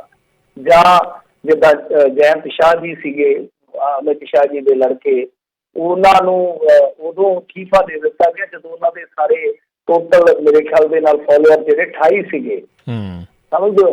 ਔਰ ਇਸ ਤੋਂ ਇਲਾਵਾ ਉਹਨਾਂ ਨੇ ਸਿਰਫ ਮੇਰੇ ਖਿਆਲ ਦੇ ਨਾਲ ਇੱਕੋ ਹੀ ਟਵੀਟ ਕੀਤਾ ਸੀਗਾ, ਕੋਈ ਵੀ ਸ਼ਰਤ ਪੂਰੀ ਨਹੀਂ ਸੀ ਕਰਦੇ। ਤਾਂ ਇਸ ਤਰ੍ਹਾਂ ਬਹੁਤ ਸਾਰੀਆਂ ਤੁਹਾਨੂੰ ਲੇਡੀਜ਼ ਮਿਲ ਜਾਣਗੀਆਂ ਲੈਫਟਿਸਟ, ਜਿਨ੍ਹਾਂ ਨੂੰ ਰੇਪ ਤੱਕ ਦੀਆਂ ਧਮਕੀਆਂ ਮਿਲੀਆਂ, ਥ੍ਰੈਟ ਮਿਲੇ, ਪਰ ਉਹਨਾਂ ਦੀ ਗੱਲ ਤੇ ਕਿਸੇ ਨੇ ਕਾਰਵਾਈ ਨਹੀਂ ਕੀਤੀ, ਜਦਕਿ ਦੂਸਰੇ ਪੱਖ ਤੋਂ ਬਹੁਤ ਜਲਦੀ ਆਵਾਜ਼ ਦਬਾ ਦਿੱਤੀ ਗਈ। ਤਾਂ ਮੇਰੇ ਕਹਿਣ ਦਾ ਮਤਲਬ ਇਹ ਆ ਕਿ ਇਹ ਤੇ ਹੁਣ ਕੰਟਰੋਲਡ ਗੇਮ ਹੈ, ਇਹਦੇ ਤੇ ਜ਼ਿਆਦਾ ਨਿਰਭਰਤਾ ਜੇ ਰਹੇਗੀ ਤਾਂ ਉਹਨਾਂ ਸਰਕਾਰ ਨੂੰ ਹੀ ਫਾਇਦਾ ਹੈ ਇਸ ਚੀਜ਼ ਦਾ। ਮੈਂ ਤੁਹਾਨੂੰ ਦੱਸਾਂ, ਕਿਉਂਕਿ ਵਿਰੋਧੀ ਦੀ ਆਵਾਜ਼ ਜਿਹੜੀ ਹੈ ਉਹ ਬੰਦ ਹੋਏਗੀ ਤੇ ਜਿਹੜੀ ਆਪਣੇ ਪੱਖ ਦੀ ਆਵਾਜ਼ ਬੁਲੰਦ ਹੋਏਗੀ। ਜੀ ਜੀ ਬਿਲਕੁਲ। ਅਗਲੇ ਜਿਹੜੇ ਕਾਲਰ ਨੇ ਆਪਣੇ ਨਾਲ ਜੁੜੇ, ਸੁਖਵਿੰਦਰ, ਸਤਿ ਸ਼੍ਰੀ ਅਕਾਲ ਜੀ। ਹੈਲੋ, ਸਤਿ ਸ਼੍ਰੀ ਅਕਾਲ ਭਾਜੀ। ਸਤਿ ਸ਼੍ਰੀ ਅਕਾਲ ਜੀ। ਹਾਂਜੀ, ਸਤਿ ਸ਼੍ਰੀ ਅਕਾਲ ਭਾਈ। ਮਿੰਟੂ ਜੀ, ਮੈਂ ਤੁਹਾਡਾ ਪ੍ਰੋਗਰਾਮ ਸੁਣਦਾ ਸੀਗਾ, ਤੇ ਜਿਹੜਾ ਮੈਂ ਪਿਛਲੇ ਕਿਸਾਨੀ 26 ਤਰੀਕ ਨੂੰ ਜੋ ਵੀ ਹੋਇਆ ਉਹਦਾ ਅਸੀਂ ਕਿਸਾਨੀ ਦੀਆਂ ਜਿੰਨੀਆਂ ਵੀ ਉਹ ਸਾਰੀਆਂ ਇੰਟਰਵਿਊ ਕਿਸਾਨ ਆਗੂਆਂ ਦੀਆਂ ਵੀ ਪੜ੍ਹੀਆਂ, ਪਰ ਉਹਦੇ 'ਚ ਇੱਕ ਹੀ ਚੀਜ਼ ਆਈ ਆ ਜੀ, ਆਗੂ ਸਾਰੇ ਹੀ ਥਿੜਕਦੇ ਆ। ਜਿਵੇਂ ਸਰਜੀਤ ਫੂਲ ਦੀ ਆਈ ਸੀ, ਅਸੀਂ ਰਾਤ ਨੂੰ ਘਬਰਾਹਟ 'ਚ ਇਹ ਫੈਸਲਾ ਲੈ ਲਿਆ ਵੀ ਜਿੱਧਰ ਜਾਂਦੇ ਆ ਜਾਣ ਦਿਓ। ਤੇ ਮੇਰੇ ਖਿਆਲ ਦੇ ਵਿੱਚ ਆਪਾਂ ਦੇ ਸੀ ਵੀ ਇਸ ਧਰਨੇ 'ਚ ਇੱਕ ਸਿਆਸੀ ਪਾਰਟੀ ਉੱਭਰੂਗੀ, ਤੇ ਮੇਰੇ ਖਿਆਲ 'ਚ ਥੋੜ੍ਹੇ ਬੰਦਿਆਂ ਨੇ ਰਲ ਕੇ ਉਸੇ ਚੀਜ਼ ਨੂੰ ਜ਼ੀਰੋ ਕਰਤਾ, ਕਿਉਂਕਿ ਲੱਖੇ ਨੂੰ ਇੱਕ ਇਹਨਾਂ ਨੇ ਨਿਸ਼ਾਨਾ ਬਣਾਇਆ। ਜਦੋਂ ਕਿ ਮੈਂ ਆਗੂਆਂ ਨੂੰ ਵੀ ਸਵਾਲ ਪੁੱਛੇ ਵੀ ਇੱਕ ਵੀ ਭੜਕਾਟ ਵਾਲਾ ਬਿਆਨ ਦਿਖਾਓ, ਉਹਦਾ ਨਹੀਂ ਜੀ। ਜਦੋਂ ਕਿ ਇਹਨਾਂ ਆਗੂਆਂ ਨੇ ਉਦੋਂ ਜ਼ਿਆਦਾ ਭੜਕਾਟ ਵਾਲੇ ਬਿਆਨ ਦਿੱਤੇ। ਤੁਹਾਨੂੰ ਕੀ ਲੱਗਦਾ ਵੀ ਲੱਖਾ ਇੱਕ ਸਾਜ਼ਿਸ਼ ਦਾ ਸ਼ਿਕਾਰ ਨਹੀਂ ਹੋਇਆ ਜੀ ਇਸ ਅੰਦੋਲਨ 'ਚ? ਜੀ ਧੰਨਵਾਦ ਜੀ। ਮੈਂ ਤਾਂ ਕਹਿ ਰਿਹਾ ਜੀ ਇੱਕ ਸਵਾਲ ਤੇ ਹੈਗਾ ਹੀ ਮੈਂ ਤਾਂ ਹੁਣ ਕੁਝ ਕਹਿਣ ਦੀ ਪੋਜੀਸ਼ਨ 'ਚ ਨਹੀਂ ਕਿਉਂਕਿ ਮੈਂ ਉਦੋਂ ਤੱਕ ਕੋਈ ਵੀ ਐਸੀ ਗੱਲ ਨਹੀਂ ਕਰਦਾ ਹੁੰਦਾ ਕਿ ਜਦੋਂ ਤੱਕ ਕੋਈ ਫੈਕਟ ਨਾ ਹੋਣ ਜਦੋਂ ਤੱਕ ਕੋਈ ਤੁਹਾਡੇ ਕੋਲ ਉਸ ਦੇ ਉੱਤੇ ਇਨਫੋਰਮੇਸ਼ਨ ਨਾ ਮੈਂ ਨਹੀਂ ਕਹਿੰਦਾ ਮੈਂ ਕਿਸੇ ਨੂੰ ਕੁਝ ਨਹੀਂ ਦਿੰਦਾ ਕੋਈ ਦਿੰਦਾ ਨਹੀਂ ਤਾਂ ਕਹਿੰਦਾ ਭਾਵ ਇਹ ਹੋਇਆ ਕਿ ਸਵਾਲ ਜ਼ਰੂਰ ਉੱਠਦਾ ਪਰ ਗੱਲ ਇਹ ਹੈ ਕਿ ਦੋਹਾਂ ਪਾਸਿਆਂ ਤੋਂ ਹੀ ਗਲਤੀਆਂ ਹੋਈਆਂ ਨੇ ਕੁਛ ਗਲਤੀਆਂ ਉਹਨਾਂ ਦੀਆਂ ਵੀ ਹੈ ਕੁਛ ਗਲਤੀਆਂ ਉਹਨਾਂ ਦੀਆਂ ਵੀ ਹੈ ਮੇਰਾ ਤਾਂ ਇਹ ਮੰਨਣਾ ਜੋ ਮੈਂ ਤੁਸੀਂ ਜਿੱਦਾਂ ਕਨਕਲੂਜਨ ਕੱਢਿਆ ਉਸੇ ਤਰ੍ਹਾਂ ਮੈਂ ਵੀ ਨਿੱਕਾ ਜਿਹਾ ਸਿੱਟਾ ਕੱਢ ਦਿੰਦਾ ਕਿ ਕੁਛ ਗਲਤੀਆਂ ਉਹਨਾਂ ਦੀਆਂ ਸੀ ਕੁਛ ਉਹਨਾਂ ਦੀਆਂ ਵੀ ਸੀਗੀਆਂ ਪਰ ਜੋ ਹੋਇਆ ਉਹਦੀ ਟਾਈਮਿੰਗ ਬੜੀ ਗਲਤ ਹੋਈ 26 ਜਨਵਰੀ ਨੂੰ ਜੋ ਵਾਪਰ ਗਿਆ ਉਹਦੀ ਟਾਈਮਿੰਗ ਬਹੁਤ ਗਲਤ ਸੀਗੀ ਪੀਕ ਪੁਆਇੰਟ 'ਤੇ ਜਾ ਕੇ ਕੰਮ ਜਿਹੜਾ ਉਹ ਇਸ ਤਰ੍ਹਾਂ ਥੜਕ ਜਾਣਾ ਅਤੇ ਬਾਕੀ ਦੂਜੀ ਗੱਲ ਜਿਹੜੀ ਲੀਡਰਸ਼ਿਪ ਦੀ ਆ ਮੇਰਾ ਇਹੀ ਮੰਨਣਾ ਹੈ ਕਿ ਇਸ ਐਜੀਟੇਸ਼ਨ ਦੇ ਵਿੱਚ ਲੋਕ ਹੀ ਲੀਡਰ ਆ ਇਹਨਾਂ ਦੀ ਠੀਕ ਆ ਮੈਨੂੰ ਪਤਾ ਸਾਰੀਆਂ ਗੱਲਾਂ ਦਾ ਮੈਂ ਅੱਗੇ ਵੀ ਕਿਹਾ ਕਿ ਕੁਛ ਗੱਲਾਂ ਹੁੰਦੀਆਂ ਜਿਹੜੀਆਂ ਸਾਰੀਆਂ ਖੋਲ੍ਹੀਆਂ ਨਹੀਂ ਜਾਂਦੀਆਂ ਮੈਨੂੰ ਵਿੱਚੋਂ ਪਤਾ ਵੀ ਹੈ ਕਿ ਕਿਸ ਤਰੀਕੇ ਨਾਲ ਇਹਨਾਂ ਨੂੰ ਪ੍ਰੈਸ਼ਰਾਈਜ਼ ਕੀਤਾ ਜਾ ਰਿਹਾ ਕਿਸ ਤਰੀਕੇ ਨਾਲ ਇੱਕ ਹੁਣ ਤੁਹਾਨੂੰ ਔਨ ਰਿਕਾਰਡ ਦੀ ਗੱਲ ਦੱਸ ਦੇਣਾ ਕਿਉਂਕਿ ਮੈਂ ਕੋਈ ਵੀ ਗੱਲ ਜਿਹੜੀ ਆ ਉਹ ਸਾਥੀ ਨਹੀਂ ਕਰਨੀ ਪਸੰਦ ਕਰਦਾ ਹੁਣੇ ਰੀਸੈਂਟਲੀ ਇੱਕ ਮੈਂ ਇੰਟਰਵਿਊ ਸੁਣੀ ਕਿਸਾਨ ਆਗੂ ਦੀ ਜਦੋਂ ਲੋੜ ਪਈ ਮੈਂ ਉਹਦਾ ਨਾਮ ਵੀ ਡਿਸਕਲੋਜ਼ ਕਰ ਦੂੰਗਾ ਤਾਂ ਉਹਨਾਂ ਨੇ ਕਿਹਾ ਕਿ 26 ਤੋਂ ਬਾਅਦ ਰਾਈਟ ਵੇ ਸਾਨੂੰ ਅਫਸਰ ਦਾ ਫੋਨ ਆਇਆ ਪੰਜਾਬ ਦੇ ਵਿੱਚੋਂ ਕਿ ਤੁਹਾਡੀ ਦੁਬਾਰਾ ਗੱਲ ਕਰਾਈਏ ਤੁਸੀਂ ਮੈਨੂੰ ਦੱਸੋ ਕਿ ਪੰਜਾਬ ਦਾ ਅਫਸਰ ਕਿਉਂ ਗੱਲ ਕਰ ਰਿਹਾ ਸੀਗਾ ਕਿਸਾਨ ਆਗੂ ਨੂੰ ਕਿਉਂ ਕਹਿ ਰਿਹਾ ਕਿ ਤੁਹਾਡੀ ਗੱਲ ਕਰਾਈਏ ਕਿਹਦੇ ਨਾਲ ਗੱਲ ਕਰਵਾਉਣੀ ਕੈਪਟਨ ਨਾਲ ਕੈਪਟਨ ਦੇ ਸਹਾਰੇ ਕੀ ਕਿ ਜਾਂ ਗਾਂ ਕਿਸੇ ਨਾਲ ਗੱਲ ਕਰਾਉਣੀ ਸੀ ਪੰਜਾਬ ਸਰਕਾਰ ਦੀ ਤਾਂ ਤੁਸੀਂ ਆਪ ਹੀ ਸਮਝ ਲਓ ਕਿ ਉਹਨਾਂ ਲੀਡਰਾਂ ਤੇ ਕਿਸ ਤਰ੍ਹਾਂ ਦਾ ਪ੍ਰੈਸ਼ਰ ਵੀ ਹੋਊਗਾ ਕਿਸ ਤਰੀਕੇ ਦੇ ਨਾਲ ਕੁਛ ਲੀਡਰ ਜਿਹੜੇ ਥਿੜਕਦੇ ਵੀ ਹੋਣਗੇ ਨੋ ਡਾਊਟ ਇਹਦੇ 'ਚ ਮੈਂ ਤੁਹਾਡੀ ਗੱਲ ਨਾਲ ਸਹਿਮਤ ਹਾਂ ਪਰ ਗੱਲ ਇਹ ਹੈ ਕਿ ਲੋਕ ਹੀ ਲੀਡਰ ਨੇ ਜਿਹੜੇ ਥਿੜਕਣ ਵਾਲੇ ਲੀਡਰ ਆ ਉਹਨਾਂ ਨੂੰ ਮਜ਼ਬੂਤ ਵੀ ਕਰ ਦਿੰਦੇ ਤੇ ਮਜਬੂਰ ਵੀ ਕਰ ਦਿੰਦੇ ਕਿ ਖੜੋ ਜੀ ਜੀ ਜੀ ਬਿਲਕੁਲ ਤੇ ਅਗਲੇ ਜਿਹੜੇ ਕਾਲਰ ਨੇ ਜਗਦੀਸ਼ ਜੀ ਸਤਿ ਸ਼੍ਰੀ ਅਕਾਲ ਜੀ ਹਾਂਜੀ ਦੋਨੇ ਵੀਰਾਂ ਨੂੰ ਤੇ ਸਾਰੇ ਸਰੋਤਿਆਂ ਨੂੰ ਜਿਹੜੇ ਵੀ ਸੁਣ ਰਹੇ ਨੇ ਵਾਹਿਗੁਰੂ ਜੀ ਕਾ ਖਾਲਸਾ ਵਾਹਿਗੁਰੂ ਜੀ ਕੀ ਫਤਿਹ ਮਿੱਟੂ ਭਾਈ ਤੁਸੀਂ ਕਿਹਾ ਵੀ ਜਿਹੜਾ ਉਹਨਾਂ ਤੇ ਆਪਾਂ ਕੋਈ FIR ਨਹੀਂ ਕਰ ਸਕਦੇ ਮੈਂ ਤੁਹਾਡੇ ਨਾਲ ਸਹਿਮਤ ਹਾਂ ਇਸ ਗੱਲ ਬਾਰੇ ਪਰ ਵੀ ਮੈਨੂੰ ਇਹ ਦੱਸੋ ਵੀ ਜਿਹੜੀਆਂ ਪੰਜਾਬ ਦੇ ਵਿੱਚ ਹਿਊਮਨ ਰਾਈਟਸ ਆਰਗੇਨਾਈਜੇਸ਼ਨ ਸੀਗੀਆਂ ਜਾਂ ਇੰਡੀਆ ਦੇ ਵਿੱਚ ਨੇ ਜਾਂ ਤੁਹਾਡੇ ਵਰਗੇ ਜਿਹੜੇ ਇਸ ਸਕੂਲ ਦੇ ਨਾਲ ਸ਼ੁਰੂ ਤੋਂ ਜੁੜੇ ਹੋਏ ਪਿੱਛੋਂ ਤੋਂ ਜੁੜੇ ਹੋਏ ਦੀ ਕੋਈ ਬਣਾ ਨਹੀਂ ਸਕਦੇ ਕੋਈ ਇੰਸਟੀਟਿਊਸ਼ਨ ਬੁੱਧੀਜੀਵੀ ਨੂੰ ਨਾਲ ਲੈ ਕੇ ਜਿਹੜੇ ਇਹ ਬੰਦੇ ਨੇ ਜਿਹੜੇ ਤਸ਼ੱਦਦ ਕਰ ਰਹੇ ਨੇ ਪੁਲਿਸ ਵਾਲੇ ਹੋਣ ਜਾਂ ਮਿਨਿਸਟਰ ਹੋਣ ਕਿਉਂਕਿ ਮਿਨਿਸਟਰ ਵੀ ਤਾਂ 4-5 ਸਾਲ ਲਈ ਨੇ ਉਸ ਤੋਂ ਬਾਅਦ ਤਾਂ ਫਿਰ ਉਹਨਾਂ ਨੇ ਸੜਕ ਲੋਕਾਂ ਦੇ ਨਾਲ ਹੀ ਆ ਜਾਣਾ ਹੁੰਦਾ ਅਤੇ ਜਾਂ ਪੁਲਿਸ ਵਾਲਿਆਂ ਜਿੱਦਾਂ ਹੁਣ ਦਿੱਲੀ ਦਾ ਉਹ ਕਮਿਸ਼ਨਰ ਹੈ ਜਿਹੜਾ ਉਹ ਤਾਨਾਸ਼ਾਹੀ ਹੁਕਮ ਜਾਰੀ ਕਰ ਰਿਹਾ ਜਾਂ ਹੋਰ ਬੰਦੇ ਨੇ ਕੀ ਉਹਨਾਂ ਨੂੰ ਇਹ ਬਿਆਨ ਨਹੀਂ ਦੇ ਸਕਦੇ ਤਾਂ ਮੀਡੀਆ ਦੇ ਵਿੱਚ ਵੀ ਭਾਈ ਜਦੋਂ ਵੀ ਆਹ ਐਜੂਕੇਸ਼ਨ ਖਤਮ ਹੁੰਦੀ ਆ ਅਸੀਂ ਤੁਹਾਨੂੰ ਕੋਰਟ ਦੇ ਵਿੱਚ ਲੈ ਕੇ ਜਾਵਾਂਗੇ ਜਿਹੜੀ ਹਿਊਮਨ ਵਾਇਲੇਸ਼ਨ ਤੁਸੀਂ ਕਰ ਰਹੇ ਹੋ ਇਹ ਅਗੇਂਸਟ ਦਾ ਹਿਊਮਨ ਰਾਈਟਸ ਹੈ ਅਤੇ ਅਸੀਂ ਜਿਹੜੀ ਬਣਦੀ ਕਾਰਵਾਈ ਆ ਉਹ ਤੁਹਾਡੇ ਤੇ ਕਰਾਂਗੇ ਕੀ ਕੁਛ ਇੱਦਾਂ ਦਾ ਹੋ ਨਹੀਂ ਸਕਦਾ ਵੀਰ ਜੀ ਵਾਹਿਗੁਰੂ ਜੀ ਕਾ ਖਾਲਸਾ ਵਾਹਿਗੁਰੂ ਜੀ ਕੀ ਫਤਿਹ ਹਾਂਜੀ ਗੁਰੂ ਫਤਿਹ ਜੀ ਦੇਖੋ ਜਿਹੜੇ ਕਮਿਸ਼ਨ ਹੁੰਦੇ ਆ ਕਮਿਸ਼ਨ ਤੁਹਾਨੂੰ ਪਤਾ ਕਮਿਸ਼ਨਾਂ ਦੇ ਵਿੱਚ ਅਪੁਆਇੰਟਮੈਂਟ ਕਿਹਨੇ ਕਰਨੀ ਹੁੰਦੀ ਹੈ ਵੈਸੇ ਵੀ ਤੁਸੀਂ ਹਿਊਮਨ ਰਾਈਟਸ ਕਮਿਸ਼ਨ ਦੇਖੋਗੇ ਡਾਇਰੈਕਟਲੀ ਉਹ ਸਰਕਾਰ ਦੇ ਅਗੇਂਸਟ ਕੋਈ ਐਕਸ਼ਨ ਨਹੀਂ ਲੈਂਦੇ ਉਹ ਕੀ ਵੱਧ ਤੋਂ ਵੱਧ ਉਹ ਕਹਿ ਦਿੰਦੇ ਆ ਕਿ ਪੁਲਿਸ ਨੂੰ FIR ਕਰ ਦਿਓ ਪਰ ਓਵਰਆਲ ਤਾਂ ਹੁਣ ਕੰਮ ਤਾਂ ਫਿਰ ਪੁਲਿਸ ਨੇ ਹੀ ਕਰਨਾ ਹੈ ਨਾ FIR ਕਿਸ ਤਰ੍ਹਾਂ ਦੀ ਕਰਨੀ ਹੈ ਤਾਂ ਨਹੀਂ ਨਾ ਕੋਈ ਤੈਅ ਕਰ ਸਕਦਾ ਉਹ ਕਹਿ ਦੇਣਗੇ ਕਿ ਫਲਾਣੇ ਤੇ ਆਹ ਲਾ ਦਿਓ SC ਐਕਟ ਲਾ ਦਿਓ ਫਰਜ਼ ਕਰੋ ਕੋਈ ਵੀ SC ਕਮਿਸ਼ਨ ਕਹਿ ਦਿੰਦਾ ਹੈ ਜਾਂ ਹਿਊਮਨ ਰਾਈਟਸ ਕਮਿਸ਼ਨ ਵਾਲੇ ਕਹਿੰਦੇ ਕਿ ਫਲਾਣਾ ਲਾ ਦਿਓ ਪਰ ਜੇ ਕੇਸ ਕਮਜ਼ੋਰ ਕਰਨਾ ਹੋਵੇ ਤੇ ਪੁਲਿਸ ਕੋਲ ਤੇ 36 ਰਾਹ ਹੁੰਦੇ ਆ ਤਾਂ ਇਹ ਇੱਕ ਮੇਨ ਪ੍ਰੋਬਲਮ ਆ ਕਿ ਸਾਡਾ ਪੋਲੀਟੀਕਲ ਸਿਸਟਮ ਜਿਹੜਾ ਹੈ ਉਹ ਬਹੁਤ ਜ਼ਿਆਦਾ ਗੰਦਾ ਹੈ ਪੋਲੀਟੀਕਲ ਸਿਸਟਮ ਨੇ ਕਹਿ ਲਓ ਕਿ ਸਾਰੇ ਜਿਹੜੇ ਇਸ ਤਰ੍ਹਾਂ ਦੇ ਸੰਸਥਾਨ ਸੀਗੇ ਜਾਂ ਸਾਡੇ ਇਸ ਤਰ੍ਹਾਂ ਦੇ ਜਿਹੜੇ ਹੈਗੇ ਸੀਗੇ ਚਾਹੇ ਏਜੰਸੀਆਂ ਲਾ ਲਓ ਇਹ ਸਾਰੇ ਉਹ ਖੋਰ ਦਿੱਤੇ ਆ ਉਹਦੇ 'ਚ ਕਿਸੇ ਇੱਕ ਦਾ ਦੋਸ਼ ਨਹੀਂ ਇੰਦਰਾ ਗਾਂਧੀ ਨੇ ਕੀ ਕੀਤਾ ਸੀ ਆਪਣੇ ਦੌਰ ਦੇ ਵਿੱਚ ਇਹ ਸਾਰੇ ਦੇਖ ਲਓ ਤੁਸੀਂ ਉਹ ਪੰਨੇ ਖੋਲ ਕੇ ਦੇਖ ਲਓ ਕਿ ਸਾਰਿਆਂ ਨੇ ਆਪੋ ਆਪਣੇ ਵੇਲੇ ਚਲਾਈਆਂ ਨੇ ਤਾਂ ਕੁੱਲ ਮਿਲਾ ਕੇ ਗੱਲ ਇਹੋ ਬਣਦੀ ਹੈ ਕਿ ਅਦਾਲਤ ਦੇ ਵਿੱਚ ਤਾਂ ਹੁਣ ਇੰਟਰਨੈਟ ਦਾ ਮਸਲਾ ਗਿਆ ਫਰਜ਼ ਕਰੋ ਇੰਟਰਨੈਟ ਬੰਦ ਕਰ ਦਿੱਤਾ ਗਿਆ ਇੰਟਰਨੈਟ ਦੀ ਵਧਾ ਦਿੰਦੇ ਆ ਜੀ ਐਕਸਟੈਂਡ ਪਾਬੰਦੀ ਕਿ ਅੱਜ ਇੰਨੇ ਤੋਂ ਇੰਨੇ ਤੱਕ ਫਿਰ ਕੱਲ੍ਹ ਨੂੰ ਇੰਨੇ ਤੋਂ ਇੰਨੇ ਤੱਕ ਉਹ ਹਾਈ ਕੋਰਟ ਦੇ ਵਿੱਚ ਲੈ ਗਏ ਆ ਮਸਲਾ ਹੁਣ ਹਾਈ ਕੋਰਟ ਨੇ ਕਿਹਾ ਕਿ ਅਸੀਂ ਸੋਮਵਾਰ ਨੂੰ ਉਹਨਾਂ ਤੋਂ ਜਵਾਬ ਲਵਾਂਗੇ। ਸੋਮਵਾਰ ਨੂੰ ਆ ਕੇ ਜਵਾਬ ਹੋ ਸਕਦਾ ਹਰਿਆਣੇ ਵਾਲੇ ਇਹ ਕਹਿ ਦੇਣ ਕਿ ਦੇਖੋ ਜੀ ਸਾਨੂੰ ਥੋੜਾ ਜਿਹਾ 2-4 ਹੋਰ ਦਿਨ ਦਾ ਸਮਾਂ ਦੇ ਦਿਓ, ਤੇ 2-4 ਦਿਨ ਬਾਅਦ ਆ ਕੇ ਜਵਾਬ ਦਾਖਲ ਕਰਨਾ ਫਿਰ ਜਿਹੜਾ ਹੋਊਗੀ। ਮੰਨ ਲਓ ਪੈ ਗਏ ਨਾ 20 ਦਿਨ, 10 ਦਿਨ ਪੈ ਗਏ ਤਾਂ 10 ਦਿਨ ਪਹਿਲਾਂ ਪਾਬੰਦੀ ਹੋਊਗੀ, 10 ਦਿਨ 15 ਦਿਨ ਹੋ ਗਏ, ਮਹੀਨੇ ਦੀ ਪਾਬੰਦੀ ਤਾਂ ਲੱਗ ਗਈ। ਜੇ ਬਾਅਦ ਦੇ ਵਿੱਚ ਕਹਿ ਵੀ ਦਿੱਤਾ ਕਿ ਹਾਂਜੀ ਚਲਾ ਦਿੰਦੇ ਅਸੀਂ, ਜਿਵੇਂ ਕਸ਼ਮੀਰ 'ਚ ਕਿਹਾ ਸੀਗਾ, ਅੱਜ ਚੱਲਿਆ ਕਸ਼ਮੀਰ ਦੇ ਵਿੱਚ 4G 570 ਦਿਨਾਂ ਬਾਅਦ, ਦੇਖ ਲਓ 570 ਦਿਨ ਬਾਅਦ ਤੁਸੀਂ ਆਪ ਅੰਦਾਜ਼ਾ ਲਾ ਲਓ 4G ਚੱਲਿਆ, ਚਲਾ ਦਿਓ ਜੀ 2G ਚਲਾ ਦਿਓ ਨਾ, ਉਹ ਕਿਸੇ ਕੰਮ ਦਾ ਨਾ ਲੈਣਾ। ਜਿਹਨੇ 4G ਚਲਾਇਆ ਉਹ 2G ਦੇ ਵਿੱਚ ਜਾ ਕੇ ਕੀ ਕਰੂਗਾ, ਕੀ ਹੋਊਗਾ?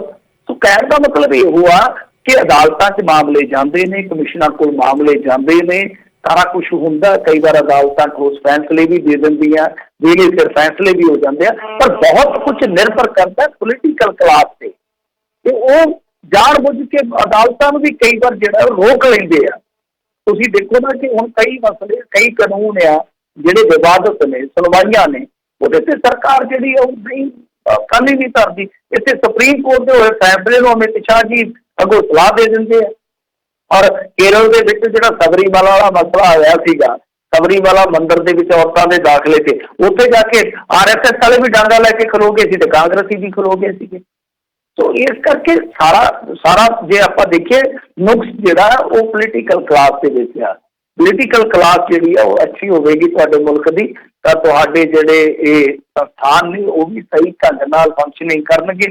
ਫਿਰ ਤੁਹਾਡੀਆਂ ਜਿਹੜੀਆਂ ਏਜੰਸੀਆਂ ਨੇ, ਚਾਹੇ ਪੁਲਿਸ ਆ ਚਾਹੇ ਹੋਰ ਏਜੰਸੀਆਂ ਨੇ, ਉਹ ਵੀ ਵਧੀਆ ਢੰਗ ਨਾਲ ਕੰਮ ਕਰਨਗੀਆਂ। ਤਾਂ ਫਿਰ ਮੇਰੇ ਖਿਆਲ ਦੇ ਨਾਲ ਕਿਸੇ ਚੀਜ਼ ਦੀ ਨੌਬਤ ਨਹੀਂ ਆਉਂਦੀ। ਤਾਂ ਬਹਰਹਾਲ ਇੱਥੇ ਤਾਂ ਭਾਈ ਇਹਨਾਂ ਗੱਲਾਂ ਦੀ ਕੋਈ ਗੁੰਜਾਇਸ਼ ਨਹੀਂ, ਜਿੱਥੇ ਮਰਜ਼ੀ ਭੱਜ ਲਓ।